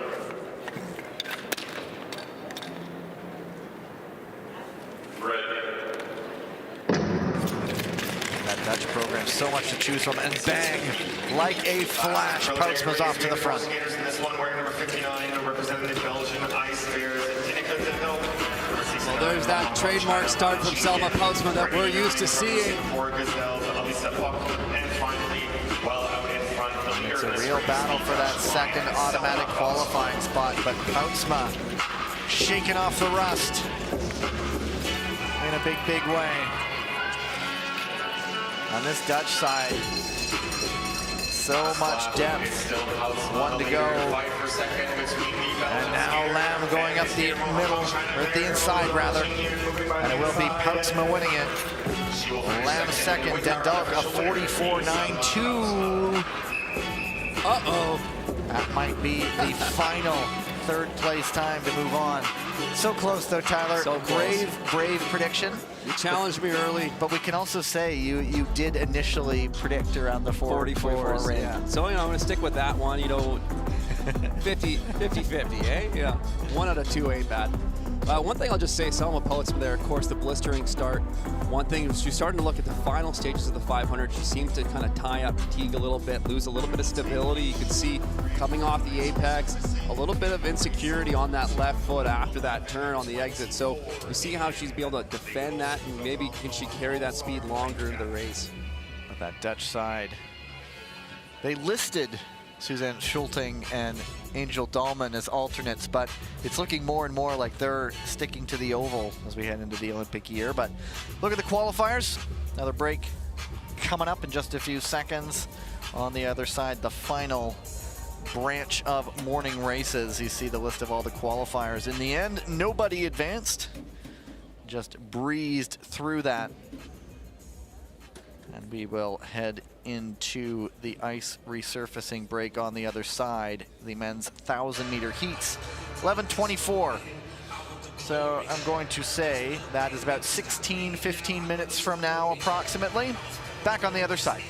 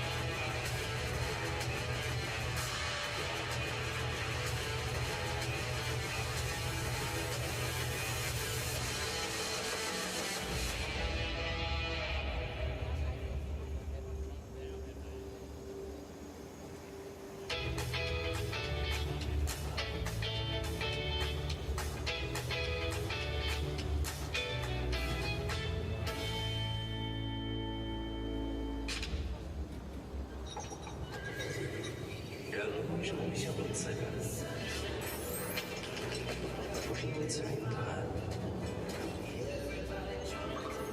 是因为自然能让人放下问题。天性自然，自然而然。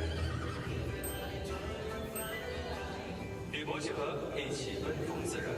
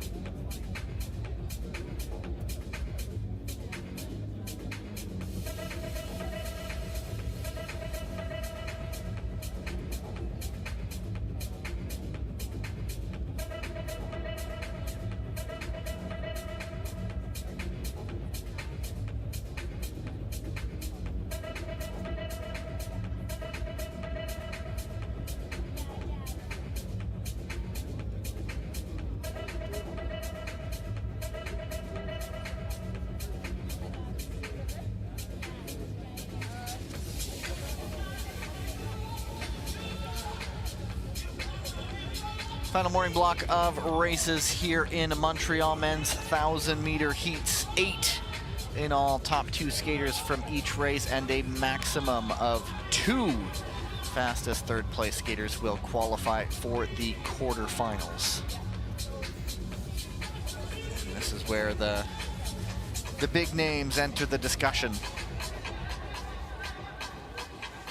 Actually, some pretty decent heats you'll see coming up. Heat number 1. Nothing to shake a stick at. We'll see the reigning Crystal Globe holder going in heat number 1.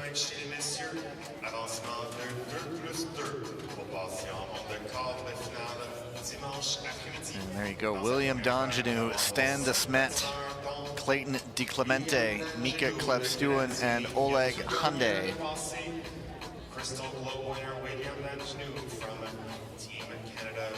Gotta like it when you open up the heats and you see those big names on the starting line. You know the action's about to get good. And these are heats where you can even look at sort of the top 3 skaters and know they're competitive, and of course the other 2, a guy like Klevstuen, a young skater who will want to show things, and Hyundai, who's really skated with no fear this weekend. Or any weekend, for that matter. Or any, yeah, he's always one. He's never shy to make the move. You're right.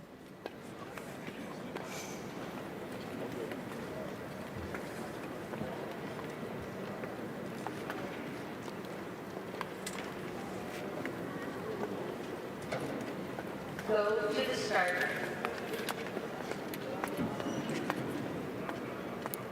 Ready.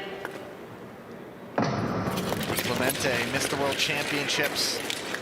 He actually crashed in Milan at the World Tour event to end the season and broke his leg. And here we go, speaking of no fear, Oleg Hyundai, eyes on the front. Well, when you have William Dongenou and Stan de Smet at the head of the race, you know you have to try to break that up or try to get around them early, because doing it at the end will be next to impossible. And he spent a lot of time on the outside, and in the end had to consolidate and slip into third. There's nowhere to squeeze into. Clayton DiClemente is going to be one to watch. He's looking extremely relaxed in that third position right now, trying to conserve some energy for later in the race, looking to make a strike then. 2 taller skaters, Dongenou and de Smet, up right now. So it's a pretty good slipstream for DiClemente to slot into. 3 laps to go here. Watch for Clayton DiClemente. There's a little bit of a gap open between Dongenou and Stan de Smet that Clayton could sneak into if he can make it happen. 1.5 to go. Dongenou going wire to wire. The pace just so high. Is there an opportunity for a move late? Here comes Hyundai taking a look at third, going up the inside. I think he makes that stick too, but DiClemente battles back to snatch third. Well, very interesting kind of reaction there from Ole Hyundai. He had that pass complete, and then he just kind of stood up on it on the exit and gave a look to Clayton, kind of saying, hey, what are you kind of pinching me off there. But at the same time, Clayton then charged back and took that third position back, which could be critical. We got to wait for the official results, but, you know. Almost maybe the instinct from Hyundai is, did I maybe do something wrong? And the instinct kind of took over, but yeah, DiClemente battled back after being in third most of the race. Well, here's a look at that incident again on that last turn. Pretty innocent from my perspective. Clayton just racing his race. It wasn't reviewed. DiClemente's third place time, 1:25.433. But only 2 fastest third positions. That's not a lot for time opportunity with potential advancements. And Dongenou really did drive that the whole way. Heat number 2, Jens Vennevout, Quentin Vercock, Brendan Corey, Nico Anderman, and Adil Galiakhmatov.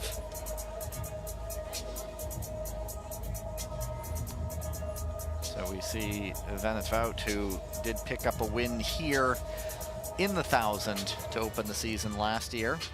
Also won in Tilburg.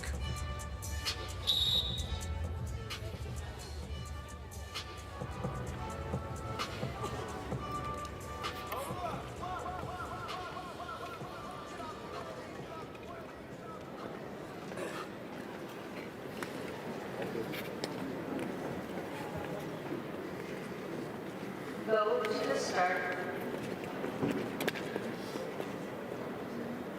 Ready. Quick off the start goes Corey. Now he's kind of squeezed on the outside, though. Corey's going to want to try to jump around to the front now before he gets trapped on the outside for too long.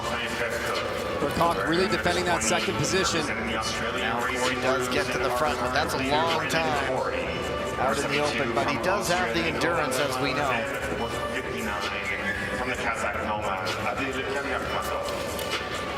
Anderman up into third. Vercock now squeezed all the way to the back.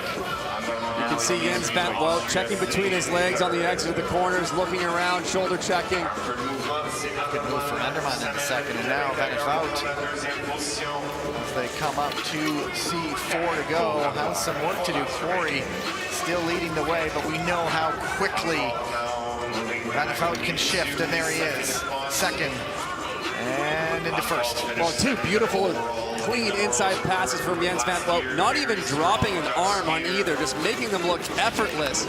You can see that the work the other skaters are putting in, driving that outside arm, putting the hand down on the ice. Jens Van Wout looks so comfortable, so relaxed. They've lost Galiakmatov, and it's a real battle for second. Corey trying to hang on.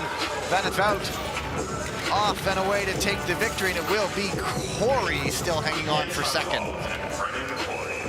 126.92 for Vercock, so that is slower than Di Clemente's time. Well, that was a big, expensive energy, but good work by Brendan Corey to hang on and persist for that second place, because he was a lot of time on the outside, a lot of time at the front.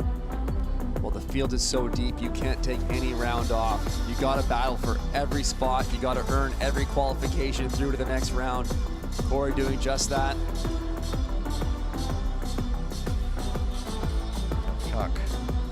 Made it interesting. We'll see how he might get through repechages. I have to presume he would be maybe one of the favorites there, but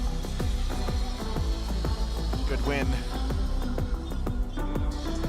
for, well, we now have two Van Wouts to watch for. Results, 126.901 is Vercock's time, and now that's the one on the bubble.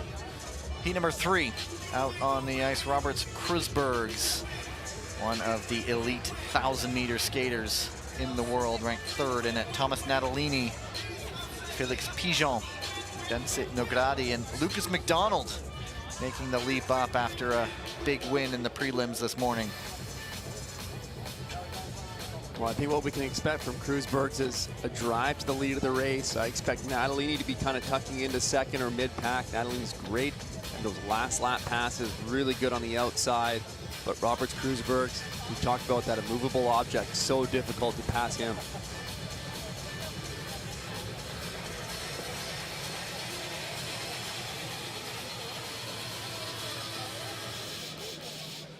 So after sneaking up to victory in his heat, Donald maybe a chance to free to fly a little bit.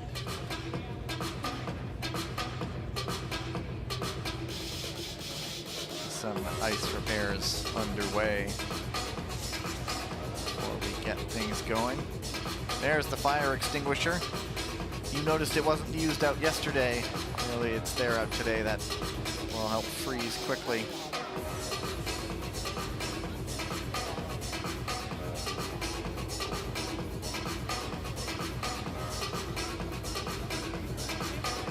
Natalini, one of many skaters, it seemed that the Canary Islands was the destination of choice in the offseason for R&R.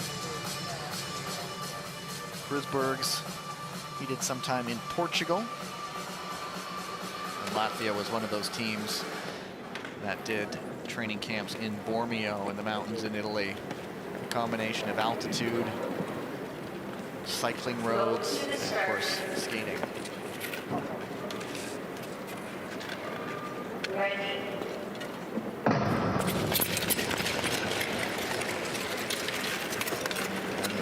There you go. Kreuzberg is going to the front. This time he lets Pigeon head up there for a little bit. Well, we'll see how long Kreuzberg waits in second to try to make a move on Pigeon here. And there it is. Once he decides.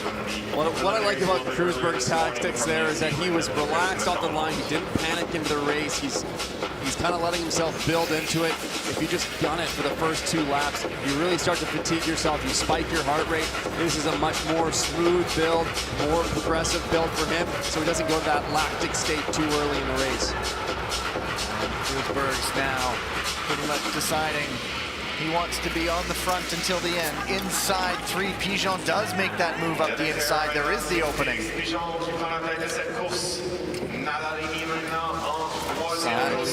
Now working his way up.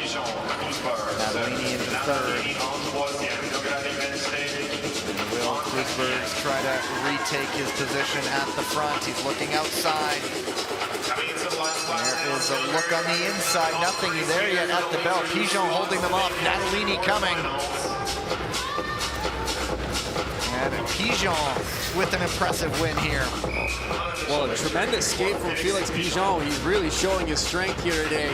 He's going to be very happy with that result. Kreuzberg, Nadalini, 2 very strong skaters that he fended off there. That's making a bit of a statement, and that's going to give him a real good confidence boost, which is so important going to later rounds. That's some pretty big names that he's beaten there.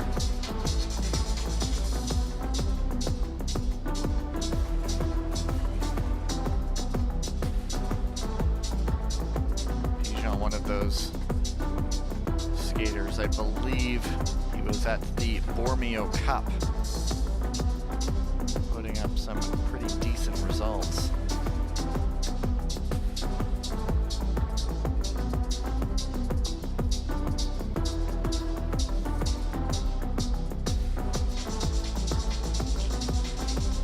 Another look at that tight finish there. That's a quicker race too. Nadalini might be holding his breath for a possible time advancement now. 25.541. It is faster than Felcock's time. It's just a hair slower than Di Clemente's, though. So it's the one that's on the bubble right now.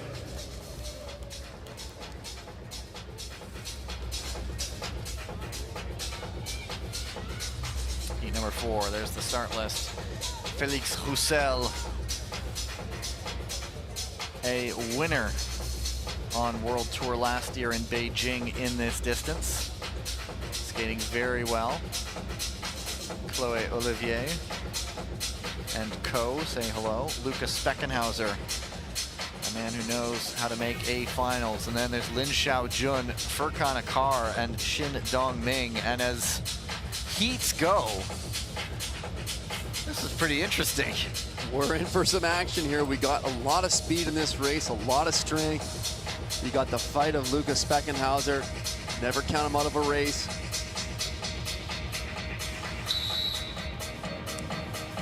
And then there's Shin, who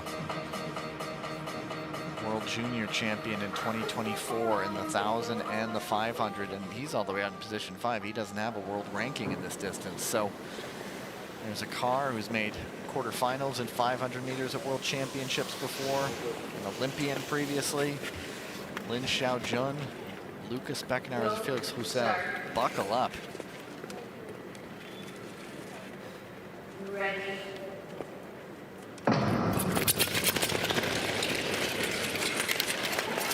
Having 5 top skaters, what might this do for the time of this race?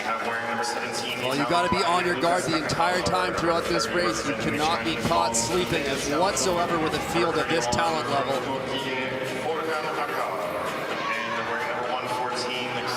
Quick check behind him. There goes Shin Dongmin on the outside, wanting to position himself up to the front early in this race. Smart move by him. Absolutely fearless. That's what these young Korean skaters are showing. This young cohort coming out, skating with abandon, it seems, as Roussel battles back. A little bit of a falter there on the exit of the turn for Felix Roussel on that left skate. It looks more comfortable again now. Shin is there. Lin Xiaojun closing it up. Nobody has fallen off just yet. Well, Lin Xiaojun is such a capable passer. He's in great position to find his way to a top 2 position, sitting third right now. He's winding up outside. Felix Roussel looking to defend that second position. And Lin round the outside, not able to make it stick at the belt quite yet. Here comes Speckenhauser into second. Shin leading the way, still Speckenhauser, and it's a battle for third. Roussel looking like he may hang on, but Shin Dongming. Wow. Well, great race from Shin to get that to the front of the race, do some control. But Speckenhauser with that late double inside move. Lin Xiaojun was on the outside. Felix Roussel was positioning himself a little bit more in the middle of the track to defend that outside pass, but that opens up the inside lane for Lucas Speckenhauser. So we'll watch to see that on the replay again here. Felix Roussel trying to defend. Here's that first pass on the outside. Shin Dongmin. Roussel back to the lead of the race. We'll see it here. Lin Xiaojun putting pressure on the outside of Felix Roussel. He's going to be more in the middle of the track here. Knows Lin's on the outside, but that allows the door to open inside for Speckenhauser to make that beautiful double inside pass. That's the fastest heat as well so far. And they just keep getting deeper. I mean, heat number 5 will have 2 men who were on the World Championship podium from last year. World champion Steven Dubois and Pietro Siegel, who were gold and bronze. And then never mind, Hwang Dae-han's here, Watanabe Keita, and then Wonjun Moon, who is kind of on the form of his life right now. This is just fantastic. Amazing how deep this sport is getting. Look at that start list. So Felix Roussel with third there, 1:25.15, sitting in the fastest qualifying time. No advancements yet, but still 4 heats remaining.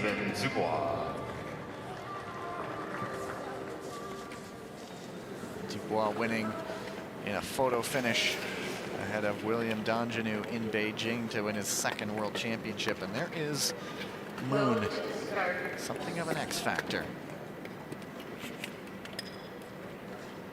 Ready.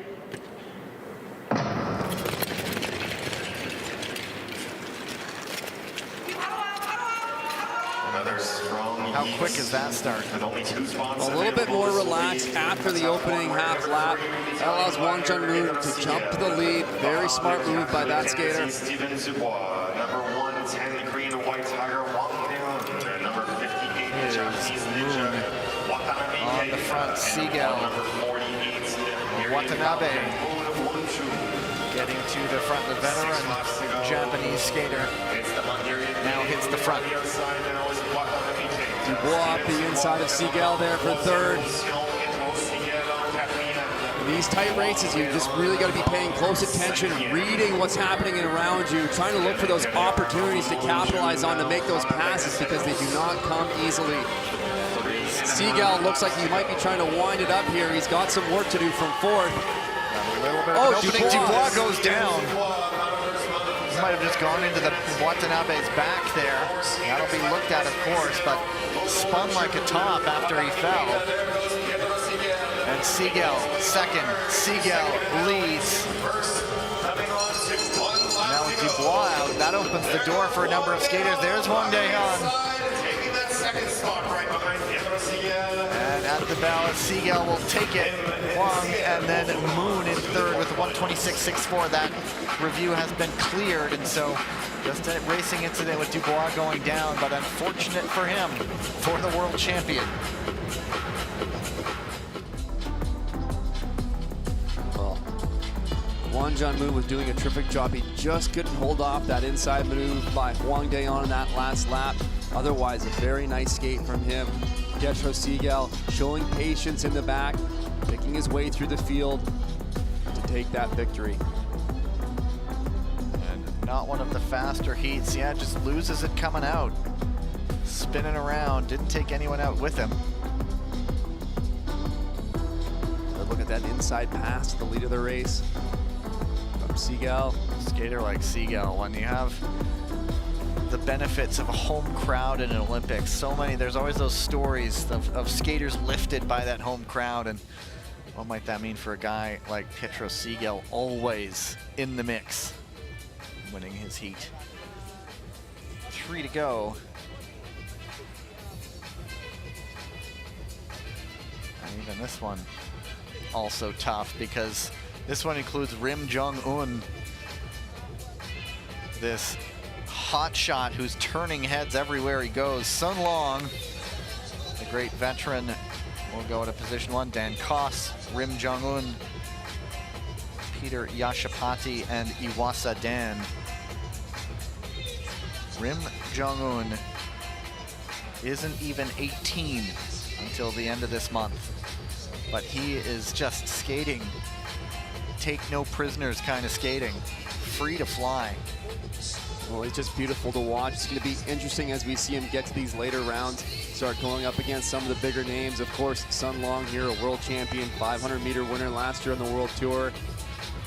You know, an incredibly talented skater as well. So he's going to start to get some challenges here. And this is going to start to see, you know, where does he stand amongst the best. Rim World Junior champion in the 1500, 4th in the 400. He also won the 1500 in 2024 at the World Juniors. Back-to-back silver medal in the 1,000 meters at the 2024 World Juniors. Well, what we've been noticing from Rim is he's very comfortable in the back of the pack. He's very confident in his passing abilities. We'll see though on this 1,000 meter if he's going to wait. You can't wait too long because the pace gets so quick, it becomes so challenging to pass. But if you have the strength that he does, maybe you can do it. Bigger names are entering the fray now, so we'll see how well he stacks up. Ready. And it is Dan Koss, mentioning him getting on the podium in an individual distance in Tilburg. That was in 1,000 meters behind his teammate Jens van der Fout and Roberts Krusbergs. And as if on cue, I like to see this Rim Jong-un going to the lead earlier than we've seen him in the other rounds, in the other races. Let's watch how he defends from the front. Dan Koss taking advantage of Rim slowing down there after making his move to the lead. Sun Long doing the same thing. Now Rim's all the way back to third again. Iwasa is a vastly experienced skater as well. But it is Sun on the front of Dan Koss. Little wobble there from Koss. That allows Rim to get up the inside. And once again, right back to the front. 2 laps to go here. A little bit of a gap opening up between Sun and Rim. Dan Koss might be trying to eye that up if he's got the legs left in him. This would be another feather in his cap. Koss not able to keep the skates really down. Iwasa, the door's open. It's another win for Rim, but second place is another question. A lot of drama on that last corner there. There was a little bit of a door open. Iwasa tried to sneak in. That pushed out Sun Long. That created an opportunity for Dan Koss to try to jump up the inside and shoot for the line. It was incredibly tight between Dan Koss and Sun Long at that finish line. We'll be going to the photo. We go to the replay. We'll see if there's any incidents there. So much happening in the final few meters, but all he does is win, it seems. Rim Jong-un. We'll look to see if we get a replay there.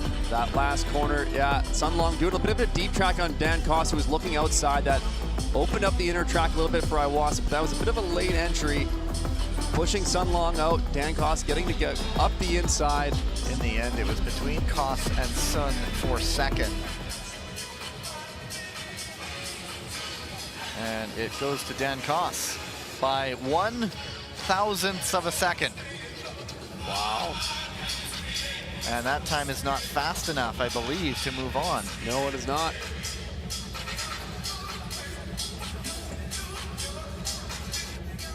Considering the stakes, the 1,000th of a second may as well have been a country mile. Means avoiding extra races. Heat number 7. Michał Niewinski on the podium here in Montreal in the 1,000 meters last year. Niall Tracy, who gets his best results in this distance. Brandon Kim, who is rising with every single race. And then Ivan Posashkov and Gleb Ivchenko, independent neutral athlete and a Kazakhstan nomad. So Brandon Kim has been another one opening our eyes a little bit more. This might be a big one when it comes to qualifications for a guy like Niall Tracy. Absolutely. A lot at stake over these World Tour events.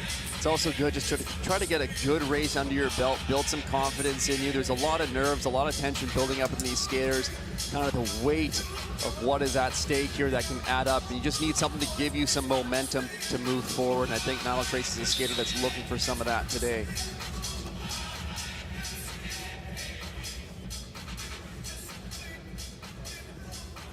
Tracy, 25 out of Solihull. His medal in Beijing last year in the 1,000 on World Tour. The only medal the team won, the individual one. Brandon Kim.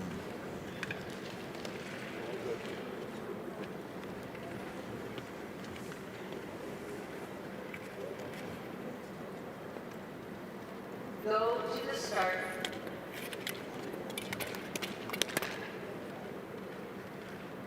Ready. And Tracy does like to lead from the front, but he's just beaten to the post by Niewinski. Right, number 11, the Polish Hussar, Michał Niewinski. Number 16, the British Royal, Niall Tracy. 23, Wow, Tracy with the nice move up the inside. Assumes the usual position. He loves to defend from the front. Kim now launching his first foray. Nomads and Gleb Ivchenko. Kim's been looking in great form. Niall Tracy's going to want to try to tighten up the gap on him. Don't allow any openings for Michał Niewinski behind him to make moves. Tracy sitting in third is Niewinski from Poland. Kim and Tracy. Now here comes Posashkov. Posashkov showing no fear to mix things up.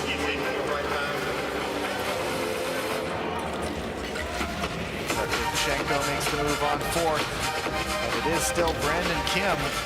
Inside 3 to go. Tracy wants to get back to the front up the inside.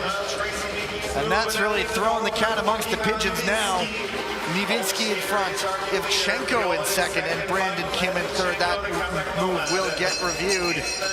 But is Niewinski leading the way? Just queued up behind him, and Niewinski's out.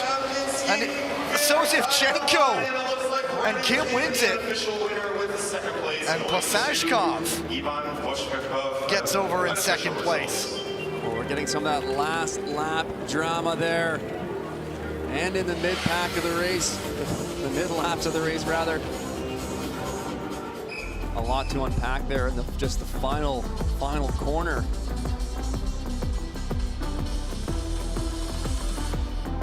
What just happened? So there was Tracy's move, will be the first one getting looked at. It's up the inside.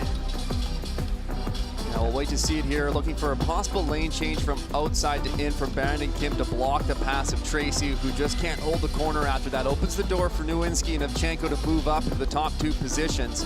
But it looked like there's almost a slight tap on Niewinski there. Well, they might be looking to see if there's any contact from behind. Then Ivchenko kind of gets caught back on his heels, and then all of a sudden, Right Kim there, and the Posashkov, slightest of touches.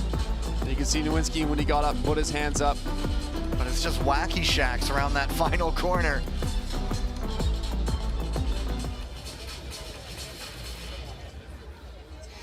So Balash.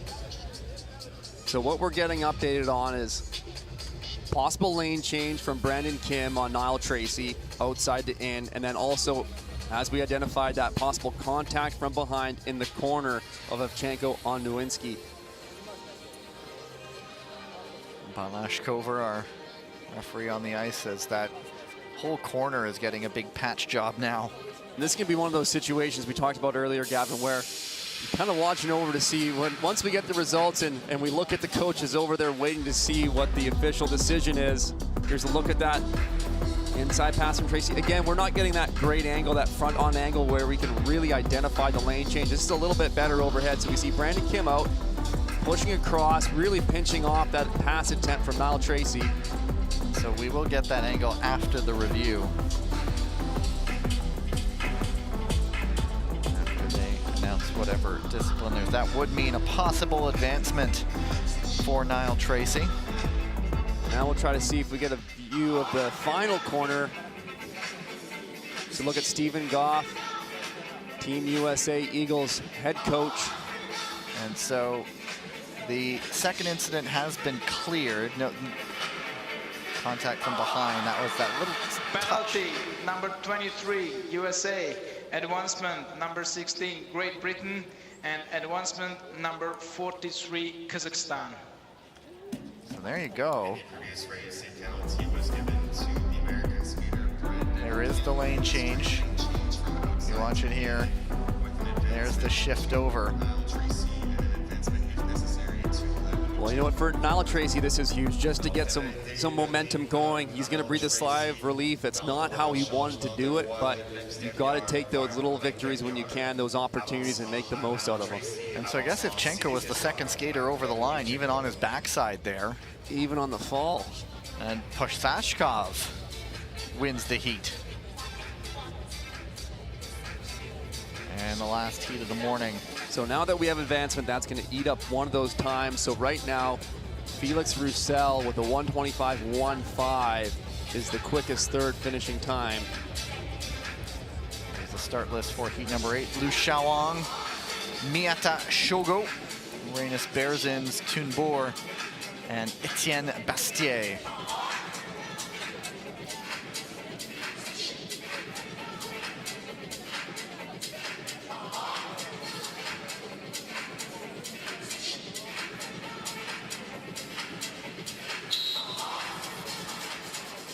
Is Liu Xiaowang. Did some of his off-season in the Maldives after actually sticking around in China for a bit, doing some domestic travel before escaping for a little bit. Autograph seekers pretty much wherever he goes these days. He's already signed a few here. Go to start.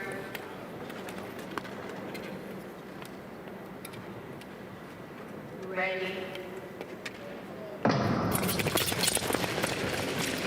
It is Liu winning the race to the first corner. But Miata and Boer have different plans in mind as they now slip into 1 and 2. Number 5 from the Japanese Ninjas, Miata Shogo. 34 from the Latvian Golden Stars, Apprentice. Miata, we'll keep talking about him and his consistency of finishing just off the podium until he lands on the podium, I'm sure.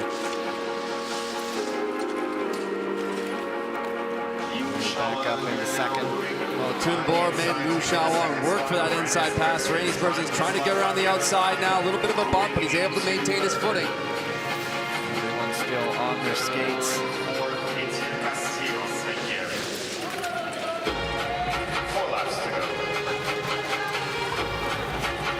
And Liu for the lead up the inside.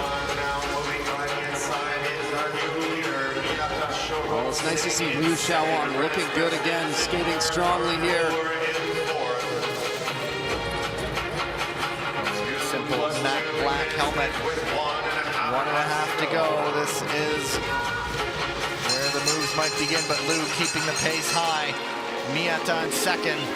Berzins trying to make the dash for second. Can he make the move stick? It's Miata being forced out wide. Liu Xiaowang takes the heat. And did Bastier get up there with Berzins? Gordon likes something there with the hands on the helmet. Well raced by Liu Xiaowang, showing his veteran status there. Nice, smart skate, but again, lots of action on that finish. That last half lap heroics trying to be made by Rainus Berzins on Miata Shogo. We'll be getting a review.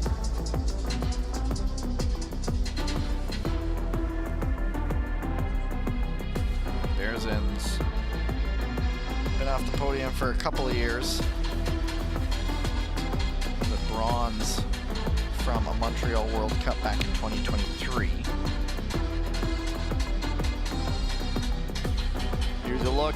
Just a bit of a scramble there, not great footing, but Berzins knows he has to try to make this pass if he wants to go through. There's possible failure to give way is what they're looking at. But a good scrap from Bastier to get up there too, and in the end, if there is discipline handed out, that would mean he would be second regardless, but they are looking at that. This is a move, as it could be a possible advancement.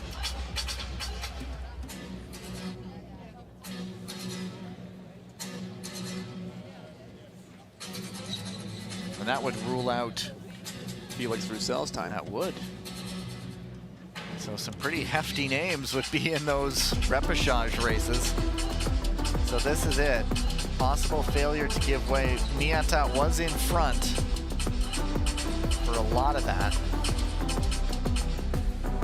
And looks like we have a ruling. We're going to be going down to the ice in just a second.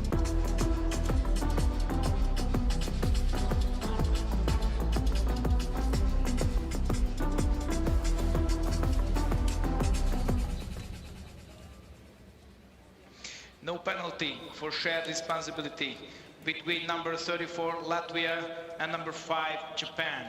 There you go, shared responsibility, the ruling.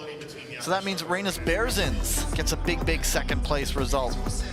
As you get a look here, Miata was in front for so long, but then it was shoulder to shoulder just about heading into the corner there. Well, what the officials are looking for is something clear that they can justifiably say that was intended. They know who's at fault. Obviously, they didn't see that there, and that's why they distribute that shared responsibility call.